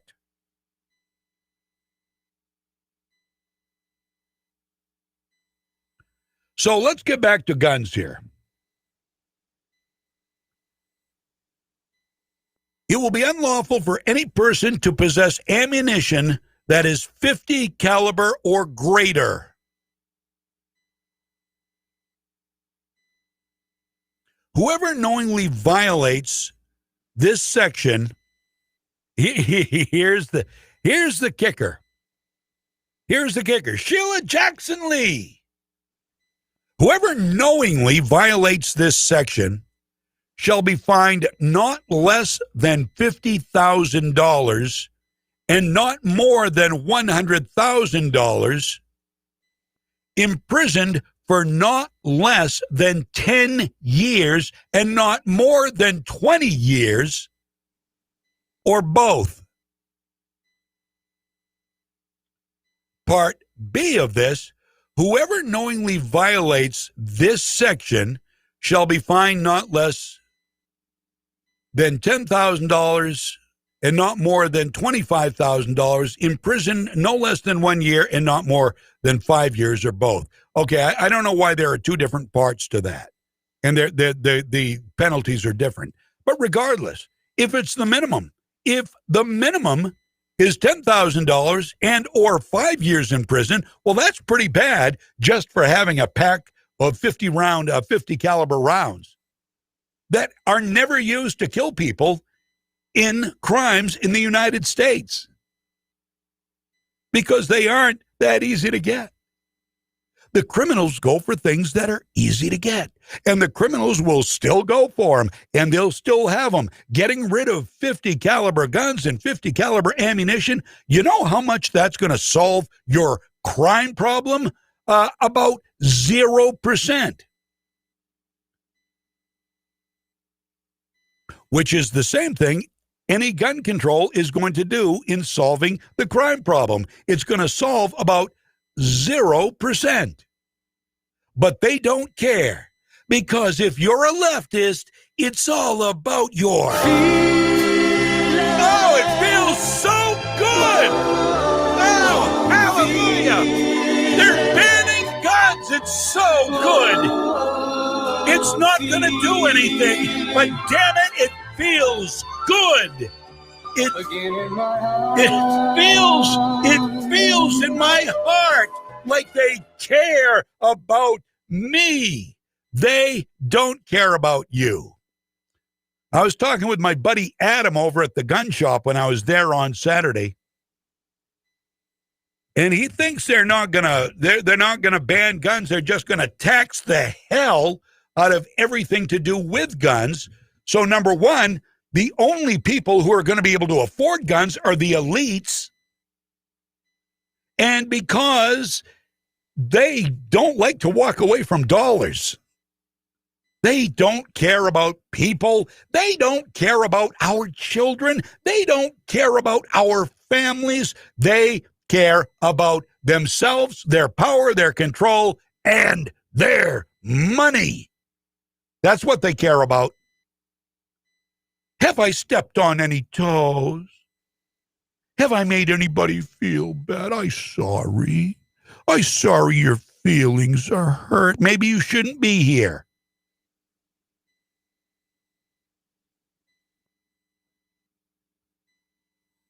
So, what is a constitutional right? What does a constitutional right that the left regards as privilege become? I'll tell you what, right now, rather than being endowed by our Creator, they think the privilege is something that is allowed, maybe if you're rich enough. If they think you should be able to own a gun, then maybe they will allow you the privilege of owning a gun. All right, let's delve a little bit deeper into H.R. 126. What will it do? This is a more expansive account, courtesy of the Daily Shooter. Listen to this. This gets into the nuts and bolts of the law.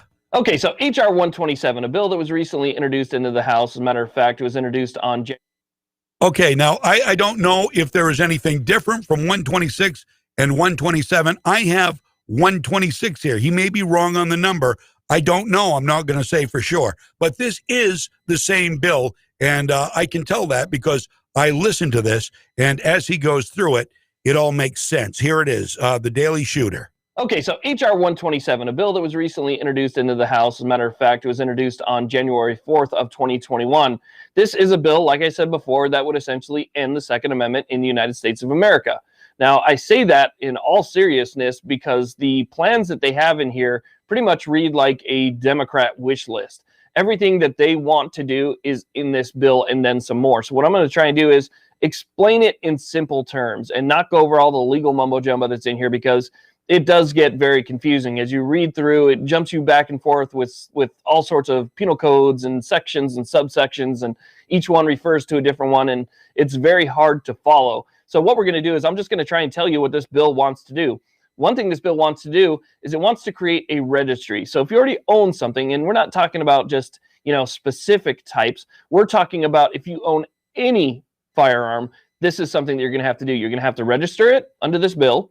You're going to have to provide the serial number. You're going to have to provide the model, the make, and you're also going to have to provide where and when you purchased it, which is where I see a pretty big problem, because most of us probably remember where we purchased something, but when we purchased something can be pretty vague. If you don't have the receipt anymore, if you don't have any documents showing exactly when you bought it, you're going to have to guess. And the problem is, if you don't have that information within 3 months of this bill being enacted, it's gone, and you could end up being in trouble with the law. As a matter of fact, they have listed here penalties up to $175,000 and 15 to 25 years in prison for some of these violations. Not only does it create a registry and ask those people who already own things to register them, but for those people that want to acquire anything beyond the point of this actually taking effect, you would have to go through multiple steps, like a licensing process. And that's why I would say that this effectively ends the Second Amendment, because once you have a licensing process to acquire one of these things, it's no longer a right, it's a privilege.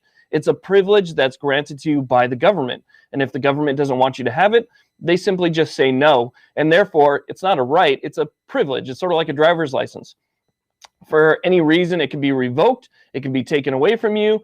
You could even face penalties if something changes during the time period that you own that license. So again, it requires you to go through a licensing process. Some of the problems with this licensing process, beyond the fact that it's a licensing process altogether, is the fact that they require so much of somebody to obtain something. So if you want to get something that's like what they call their general license, which would be like hunting rifles or something like that, right? Something that's like considered by them a general license.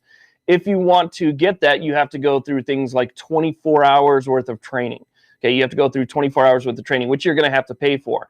Then they want you to get $800 of liability insurance that's provided by the government. So again, you're going to have to give the government $800 for this liability insurance.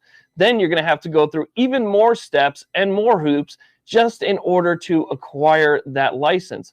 Also, one of the things that they're proposing here is that you would have to meet with a licensed psychologist, and that psychologist would then have to clear you before that license would actually be approved.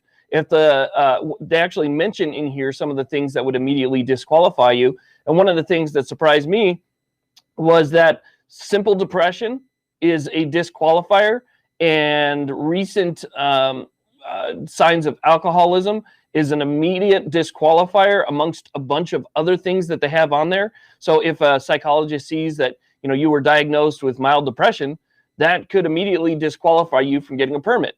That's one of the things that the psychologist is going to look for. So you're talking about time, training, money, insurance, background checks, all this paperwork and the hoops that you have to go through just in order to acquire that license. Now, it bumps up even more if you're looking to get something that they consider to be military style, right? If you want to get something that's military style, they bump it up even more. You got training, you got insurance, but guess what? That psychologist now is able to peer even more into your life. So what they do is they take the psychiatric interview and then they extend that by allowing the psychologist to then interview anybody that lives in your immediate residence. So if you have roommates, if you're married with a family and grown kids, that psychologist can then interview all of those people in your residence. But guess what?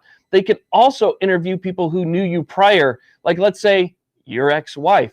It even says in there your ex-spouse can be interviewed. And if you see, or if the psychologist sees any type of sign that you may have, had a mental problem or been in trouble prior to the date that you actually filled out this form to get your certificate, that could be a disqualifier as well. And we all know that exes typically don't like us very much. I mean, that's the reason that you're not together to begin with. So who's to say that that ex wouldn't be spiteful and just do it out of pure spite? So again, they can interview you, the people that you live with, and your exes. And again, disqualified just based on that. So we have registration, we have mental background checks, $800, all these different things, and that's not even it. Let me go ahead and tell you what's next. Okay, so to add on top of that, not only does it require the registration and everything else, but it also seeks to create a database of owners. So after you register, it's going to add you, all of your information, your address, personal info, everything that you own is all going to be searchable on a database. But get this, that's not even the end. That database is going to be searchable by the public. So anybody that has your name or knows a little bit of your information will be able to look that up, find your address, find all of your information, and also know exactly what property you have. How could that end up bad, right? I mean, somebody who has a vendetta against you could simply look you up and find a way maybe to get you in trouble. So again, it's not just a database, but a searchable database by the public and the government for any particular reason. Okay, so now let's go ahead and talk about loaning it. You want to loan it to somebody, you want to let them use it for a day or for a few hours, whatever the case is. You actually have to send a letter, an application to the Attorney General, letting them know who you're going to be loaning it to, all their information as well, the term of which the loan is going to happen. So if it's going to be 3 hours, 3 days, or whatever the case is, you have to let the Attorney General know that that is your plan.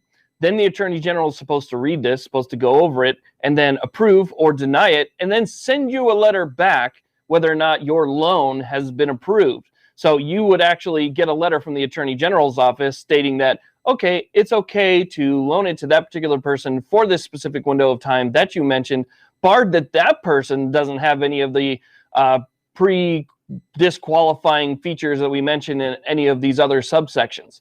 So again, the Attorney General is going to decide who you can let use it for a little bit.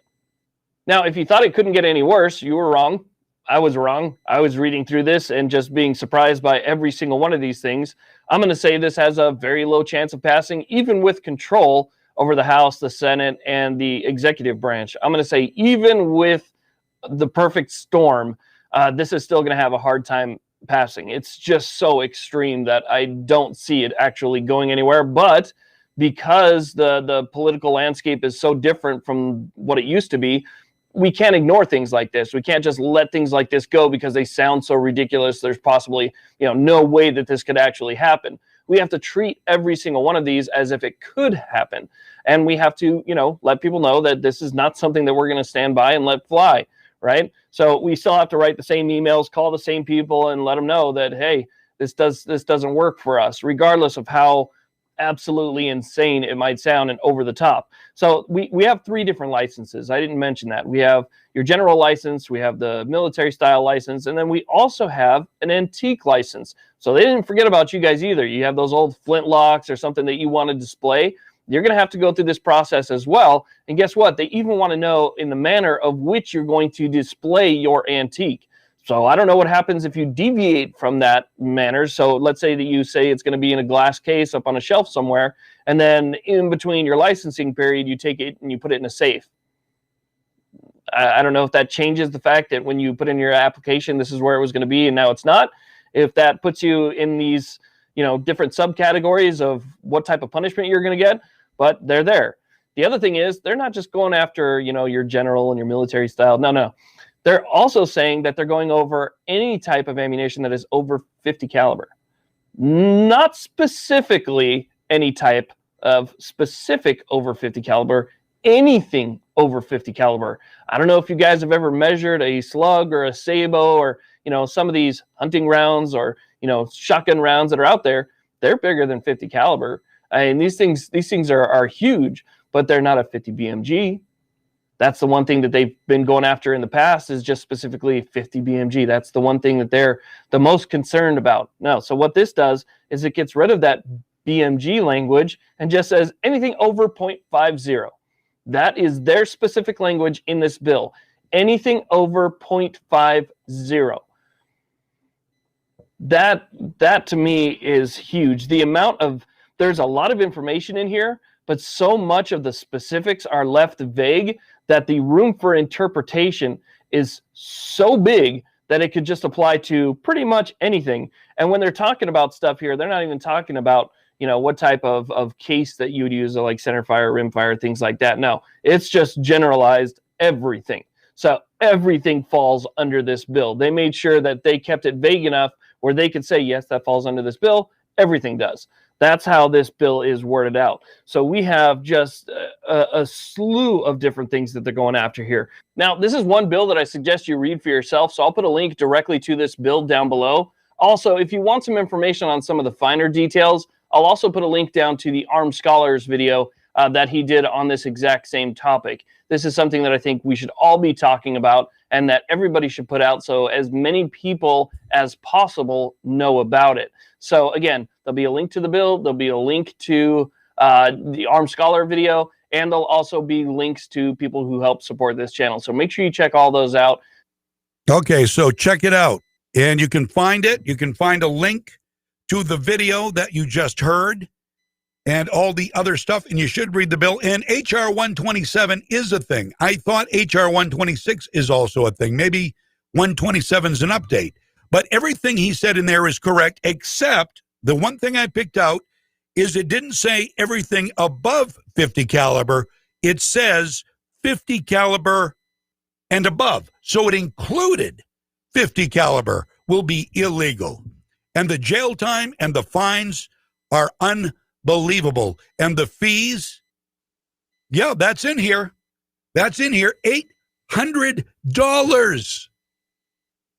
The Attorney General, this is Section D, Paragraph 1. The Attorney General shall issue to any person who has applied for a license pursuant to subsection C and has paid the Attorney General the fees specified in Paragraph 2 of this subsection, a policy that ensures that the person against liability and the specified amount is $800 in government insurance for the privilege of owning a weapon, which is guaranteed by the Second Amendment of the United States Constitution. Do you think if this, and I think he's right. I think the guy's right. I don't think this has a snowball's chance of passing. But can you imagine if it did? You say you want a revolution? Well, that would trigger it. No pun intended. That would do it. That is who could afford it? Who could afford to own a gun? Nobody. And that is exactly what they want. They want to collect the money from those who can, and they want to disarm and penalize those who can't. All that in one election cycle. This gets worse and worse. Every time gun bills come up, they get worse and worse because, yes, they do want to take your guns. I don't give a damn what we don't want to take your baloney. You want to take our guns. Hashtag will not comply. You want to do it out of my cold, dead hands.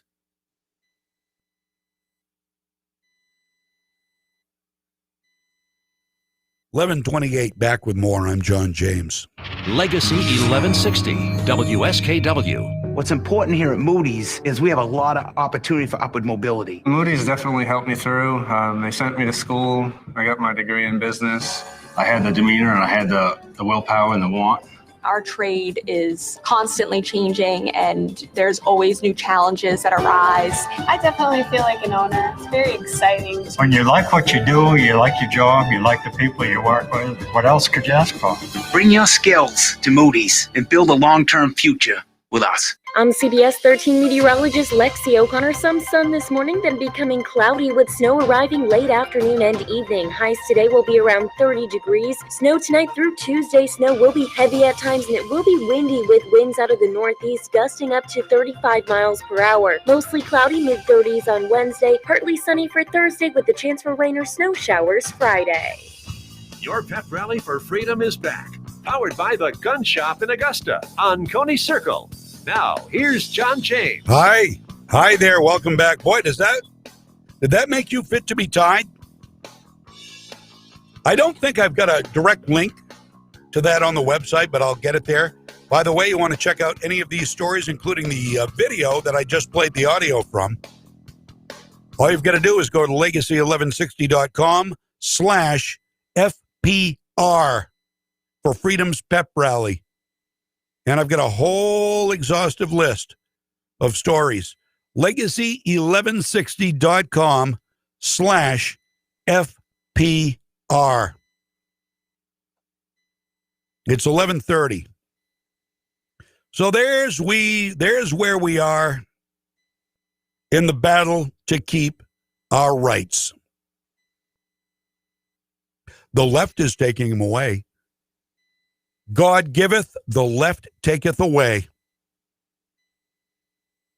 Now, I keep inviting leftists to call me and argue that. Argue with me. Show me where I'm wrong. Show me, and they don't. They're afraid.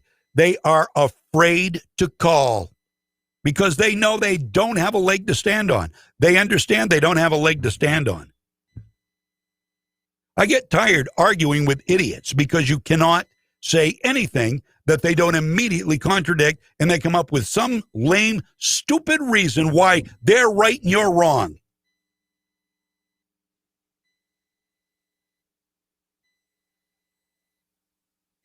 (621-9759) 207-621-9759. I know I don't say the number much.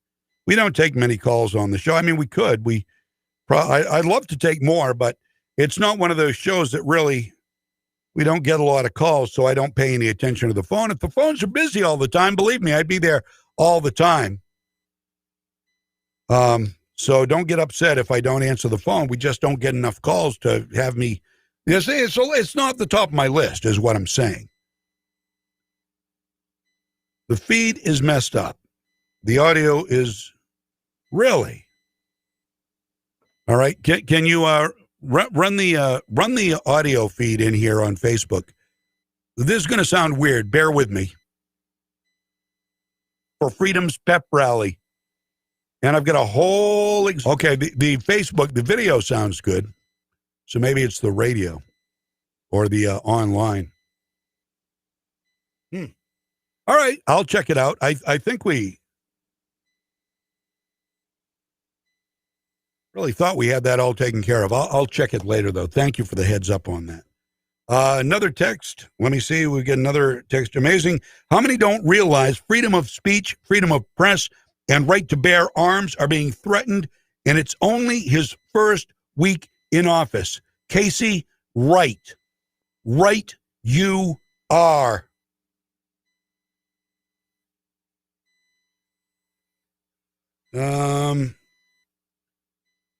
I'm Dude, NRA lifer, Sam lifer, FPC lifer, GOA lifer, USCCA subscriber, and others. I don't know if it's going to matter if you're a USCCA subscriber or not. USCCA, if you're a gun owner, look them up. United States Concealed Carry Association, they provide a very affordable liability insurance if, something happens in your endeavor to defend yourself. There will be court litigation. That's a guaranteed. You shoot somebody in your own home even. There's going to be litigation. because the guy breaking into your home always has a reason. He was a good boy, and so this goes to court. And so you have the liability, you have all that stuff, and the legal insurance mostly, I think. I don't know if it's liability or more legal, but USCCA offers it. And they have a really cool magazine that comes with it, too. It was a little glitchy early, okay. Yeah, well, I noticed it was a little glitchy. I don't know what the problem was. I really don't. Nothing's changed. I did notice a few glitches when I was listening to it in the on the other side of the building here, and I thought maybe it was just on my phone, but lungs were good now. We've got 11:34. No leftists calling me to defend their stance on how good Biden's doing and how necessary gun control is. Nobody, not a one, not a one. I get very little pushback on gun control on my page. I am so vehemently against any gun control whatsoever, and people know that, and nobody really pushes back on me on that. They used to. I used to get more. I had to delete some people because they would call me an effing tool, a ammosexual. I love that one. Gun nut. I don't. I'll leave those comments there. Those are funny. Somebody starts using the F word though, and they have. When I've defended the right to own an AR-15, an evil assault weapon. Oh, by the way, you know what they're going to consider assault weapons? Let me get back to this bill, H.R. 127. Military-styled weapon. It means any of the firearms or copies or duplicates kits of the firearms in any caliber known as, and they go through a whole bunch of them, Beretta AR-70, Colt AR-15, Fabrique National, that's your FNs or FNC guns. I've got an FNC pistol. I've got a 5.7 by 28. And they've wanted to make that illegal for a long time. So that's probably one of them. Semi-automatic rifle that has the ability to accept a detachable magazine. So that's just about every hunting rifle out there. Semi-automatic pistol that has the ability to accept a detachable magazine, which is just about every pistol with the exception of revolvers. A semi-automatic shotgun that has a folding or telescopic stock, a pistol grip, a fixed magazine capacity that holds more than 5 rounds. I've got a double-barrel shotgun that has a pistol grip and accepts 16 12-gauge rounds. You think that would be finable? I've got to say, just for what I've got sitting at home in my safe, if I'd never touched it, and I don't, I very seldom touch it, more to clean it than to shoot any of it, but I'd be looking at probably a triple life sentence and fines that I couldn't pay for in 100 years. Just for what I've got in my gun safe. All legal under the Constitution. This is what the Democratic left is going for. Yes, anybody who supports these people and what they do are mentally ill. They don't have a full mental capacity to understand freedom and common sense. They don't deserve either.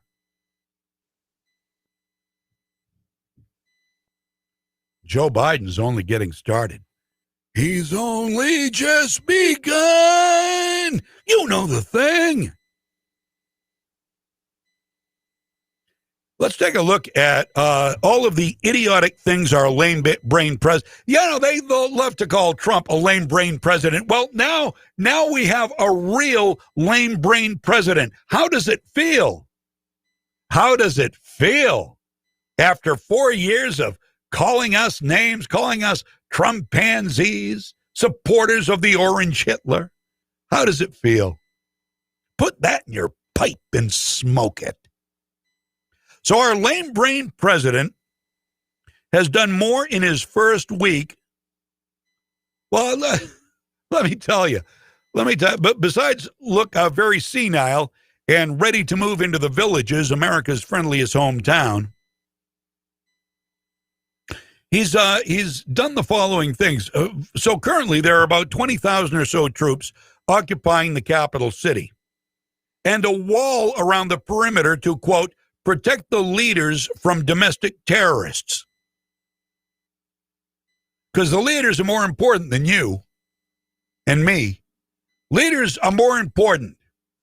They need the wall to protect them from us.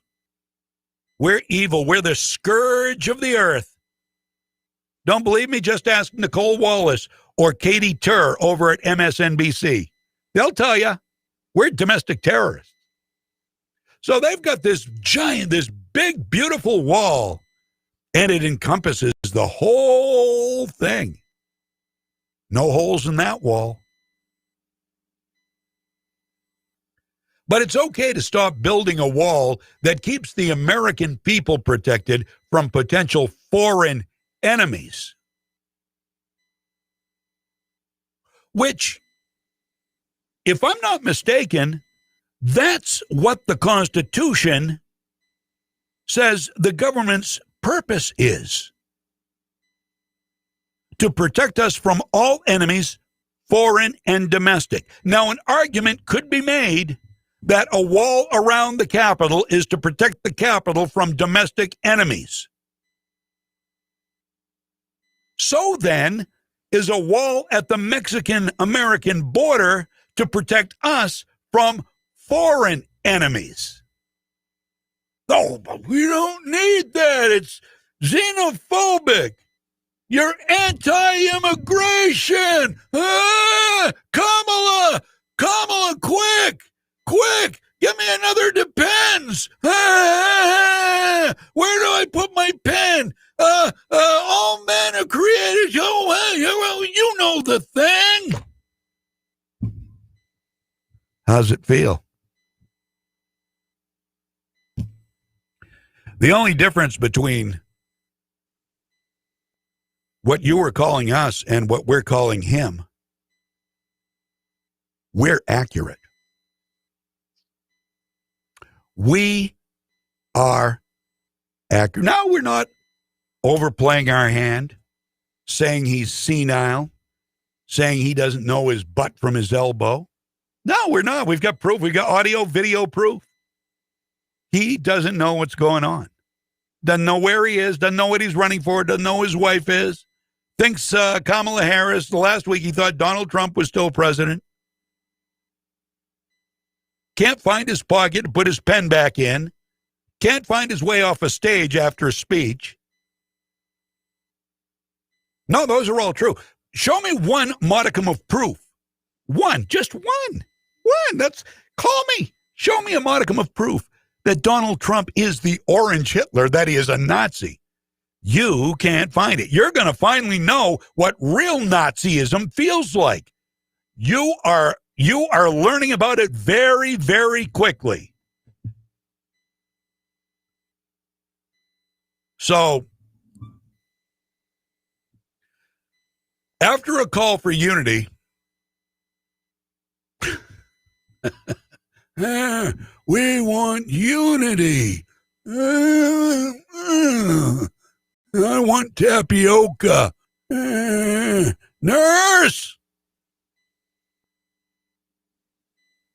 Oh, yeah. Yeah, you bet I'm going to be brutal. I am going to be so brutal. Tune in for a laugh. If you're a leftist, you'll even get a laugh.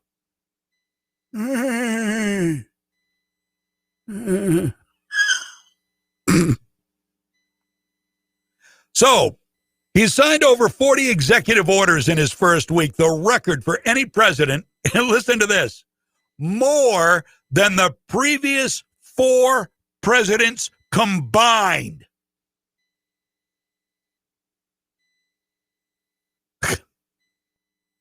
Bush, Clinton, Bush, Obama. All 4 of them combined didn't sign as many executive orders as Biden, who said only a dictator would use executive orders, has already signed more than the four of them combined. That goes back 34 years or so. 32, 34 years, something like that. Ha! Ha! Tyrannical much, Joe? So, during the campaign, he said that governing by executive orders would make him a dictator. Here, listen. Some of my Republican friends and some of my Democratic friends even occasionally say, well, if you can't get the votes by executive order, you're going to do something. Things you can't do by executive order unless you're a dictator. We're a democracy. We need consensus. That sounded like Joe Biden to me.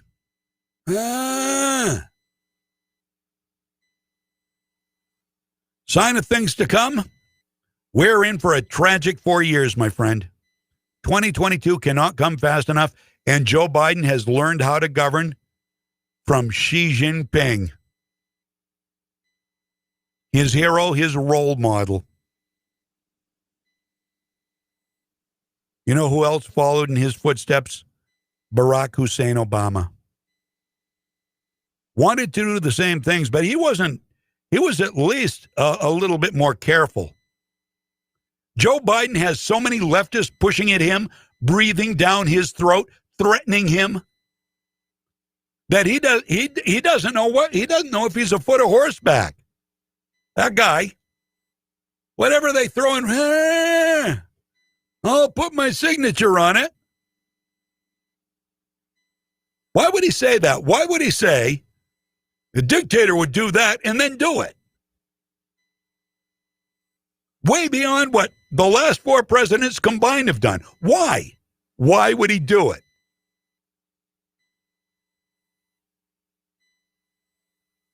Well, I guess you could say that according to National Pulse, unity has been canceled.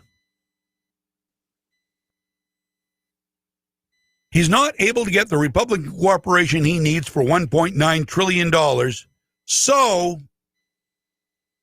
he said he is now willing to move ahead without Republican support. Well, there you go. There goes the bipartisan unity. To hell with the Republicans. The Biden regime took all of 9 days to break that pledge. He announced it yesterday. I support passing COVID-19 relief with support from Republicans if we can get it. But the COVID relief has to pass. No ifs, ands, or buts. Whoa, putting his foot down. Even Donald Trump didn't get that assertive. Donald Trump played by the rules. He just wanted the leftists to pass what he offered. $1.8 or more trillion, and they wouldn't. Nancy, who cares so much about the children? The children have to eat.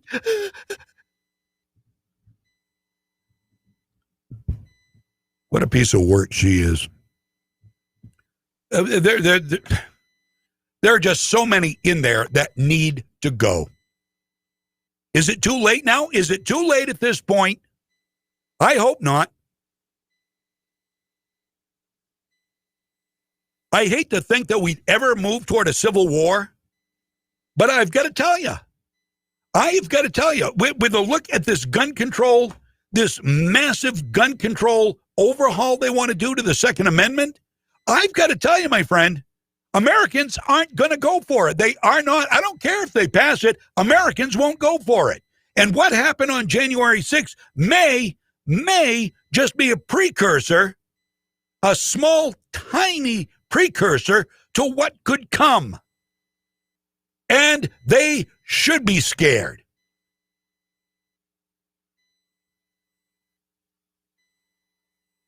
So Biden argued that the $1.9 trillion would be a bargain compared to the potential economic damage of inaction. He wasn't saying that when Trump was trying to get it through, though, was he? But he has a formidable challenge pitching this urgency to Republicans with $4 trillion in pandemic aid already in the rearview mirror. Donald Trump approved paycheck protection and stimulus checks. The Nancy and Chuck Happy Time charade criticized him for the huge deficit. Now they're ready to dwarf that as lockdowns, which are completely useless and in fact caused more spread, continue. Republicans have asked for a fuller accounting of the $900 billion coronavirus aid package from December, and they've suggested breaking up the next round of relief into multiple parts, which the Democrats reject. Anything Donald Trump or the Republicans want, the Democrats just it's automatic. It's automatic. I mean, you might as well just, it's a foregone conclusion. What the Republicans have to do, what they have to learn to do is do some backwards thinking and say, well, we've got to send this all out at once. We've got to do it right now. And then the Democrats will circle back and say, no, why don't we send it out in increments? That would be, just let them think it's their idea. Because any idea the Republicans have, anybody on the right has, they are going to reject out of hand. Guaranteed. Guaranteed. Because they want everything to be their idea. Just think like they do and say the opposite, and you'll get what you want. So, a fuller accounting is what Republicans want. But the Democrats reject it. You know why, right? Because they care. They care for you and the children, right? No. No, because now that Biden is president, they don't have to stall it for months. They can just get it done and say to their Kool-Aid drinking minions, see, we care. We're heroes. The Republicans hate you. When it's, of course, just the opposite. Donald Trump literally loved Americans. I've been a pretty good judge of character, something my leftist comrades can't say. They're a poor judge of character, very poor judge of character. They don't see it. You could see Joe Biden, Kamala, you could see their character was flawed 1,000 miles away just by hearing smug Kamala speak during any speech she ever made. Oh, quiet now. Quiet now. I'm talking. Smugness, self-righteousness lives in Kamala Harris. Senility lives in Joe Biden. Yet nobody sees it. Nobody saw it. I guess not. Poor judges of character. And I don't know if Joe Biden's surrounding himself with the right people, even those who aren't elected. Look at this. Who's the Secretary of State? Anthony Blinken? That is position, Secretary of State. I think it is. Why? I'm serious about this. Why is he going to fly the gay pride flag at all American embassies around the world? Why? I mean, why would you do that? The American flag? Yeah. I would argue even the Confederate flag or the Betsy Ross flag that Colin Kaepernick didn't like. The gay pride flag? Why? Do you want to invite people to be killed by these countries that hate the word gay and literally kill their people if they come out or if they're found to be gay? Do you want to invite that? I mean, I am not, clearly I'm not a wizard. I'm not the Secretary of State. But I see red flags. No pun intended. That's just asking for trouble, isn't it? Is that not virtue signaling to the world? I mean, you're making straight people, gay people, transgender people, who are going to be allowed back into the service, by the way. You're making them all targets. You're making them all targets.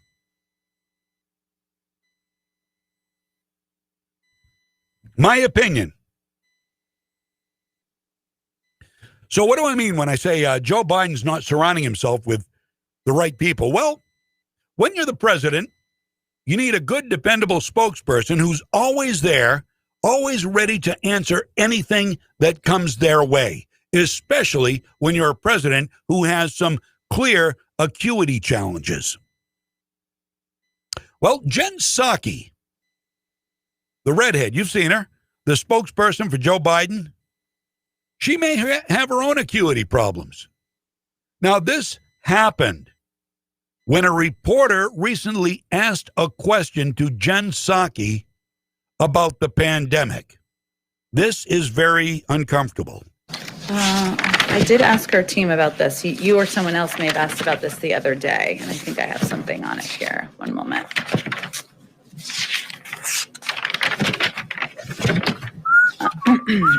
Thanks for your patience. Lots to say about COVID. Yeah, no doubt about it. Clearly. So, where is it, Jen? Where is it, Jen? let me talk to our team about it. Okay. All right, Jen. All right, you just wasted 30 seconds of our time thumbing through your notes. And she has a propensity for always having to circle back. Have you noticed this? No, literally, I'll prove it to you. She always has to circle back. Think she might be a little over her head with this job? Listen. I'll circle back if there's more I can share with you. I'll circle back with you if there's more to convey. I'll have to just circle back with you. We can circle back with I'm happy to circle back with you. I can circle back. I will have to circle back on that one. That's an excellent question. Oh, such an important question. We will circle back with you, and we'll circle back with you. It's an interesting question, but we'll circle back.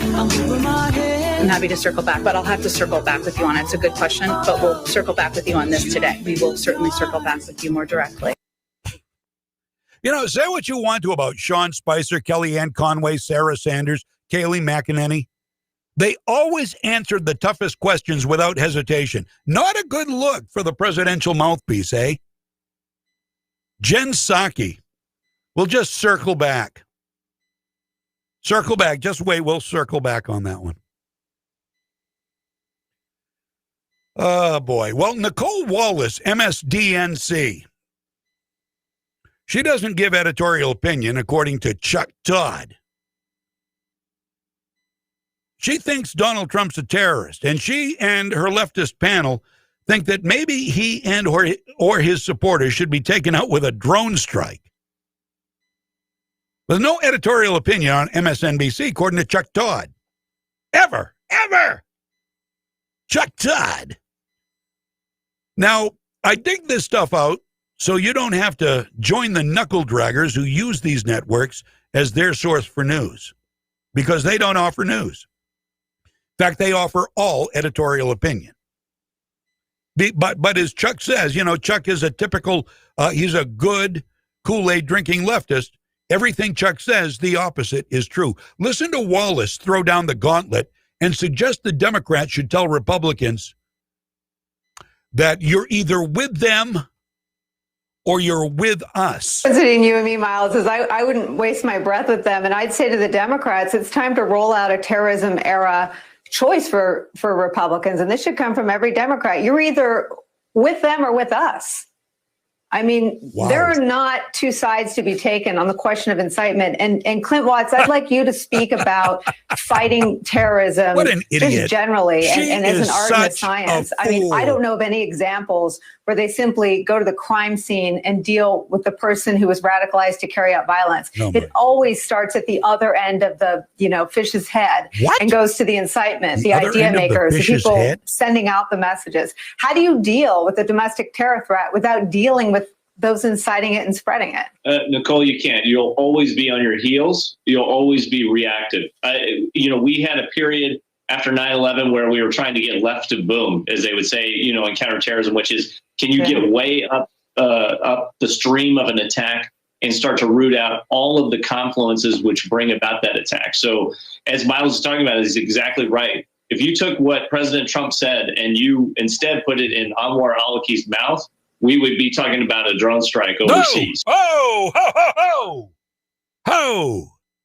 So Donald Trump's actions, his saying we should march peacefully to the Capitol, when people were already there because they had planned this for weeks ahead of time, according to the FBI. So if Donald Trump were a Middle Easterner, then he would be nailed with a drone strike. That's how bad what he said on the ellipse was on January 6th. That's how bad it was. How foolish can you get? Well, wait. Oh, wait, there's more. A drone strike on American patriots. That's not editorializing, is it? Chuck Todd. Now, she went on a different segment to push her a drone strike idea. Here's the amazing Nicole Wallace. We had a policy, and it was very controversial. It was carried out under the Bush years and under the Obama years of attacking terrorism at its root, of going after and killing, and in the case of Anwar al-Awlaki, an American, a Yemeni American, with a drone strike for the crime of inciting violence, inciting terrorism. Oh, yeah, so take them. They should be taken out with a drone strike. I'm telling you, if this wasn't America, and people wouldn't criticize us, a drone strike would be called for. Take them out. There's your mainstream media. There's Chuck Todd's beloved network right there that doesn't offer editorial opinion. In fact, in Chuck Todd's words, let's hear it. Roll Chuck. And just a reminder, for what it's worth, there is no editorial point of view here on any of these newscasts on MSNBC in the daytime. Newscasts. He said newscasts. What a mook. What an utter failure he is. So there you go. That's all I got today. Well, no, it really isn't. It really isn't.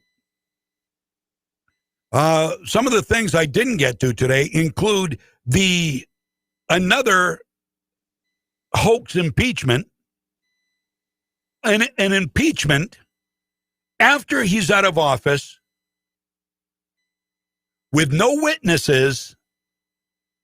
How about that? No witnesses and no evidence. No witnesses, no evidence. He's out of office, and Chuck Schumer wants to impeach him. And so does Nancy Pelosi. You can't get much more idiotic than your leftist Democrats are. And they are astoundingly open and transparent about it because they've waited 4 long years for this opportunity. And they are going full on cray-cray. Just afternoon. I'll see you tomorrow. We'll have plenty more to talk about, I'm sure. Have a great day. Have a great afternoon. Endure the storm. We've got a big one coming in. Hopefully, I will see you tomorrow. Hopefully, Mike Violette in here at 6. I'm John James. 1160 WSKW. From the Home Auto Group Studios, Farmington Ford and Franklin Chrysler in Farmington. This is WSKW, Skowhegan, Augusta, Waterville, Legacy 1160. ABC News, I'm Sherry Preston. 10 Republican senators will meet with President Biden later today to present their $617 billion counteroffer to the Biden administration's $1.9 trillion proposal for financial relief. ABC's White House correspondent Cecilia Vega has the details. The White House is also pushing for those $1,400 stimulus checks. Republicans want those to be at about $1,000 and more targeted toward lower income families. They're also opposed to that $15 an hour minimum wage that the White House is pushing.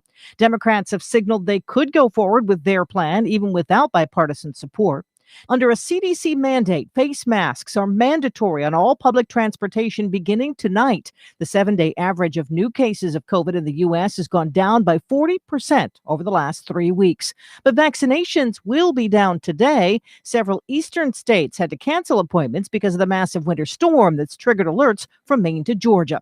This is ABC News. Another change in the legal team for President Trump's second impeachment trial, now just a few days away. Trial lawyers David Schoen and Bruce Castor will now lead former President Trump's impeachment defense. Schoen previously represented Trump's longtime political confidant Roger Stone. Castor was the district attorney in Montgomery County, Pennsylvania, who declined to prosecute Bill Cosby on sex assault charges. We're told Trump's former team resigned in part because of disagreements over how to mount his defense.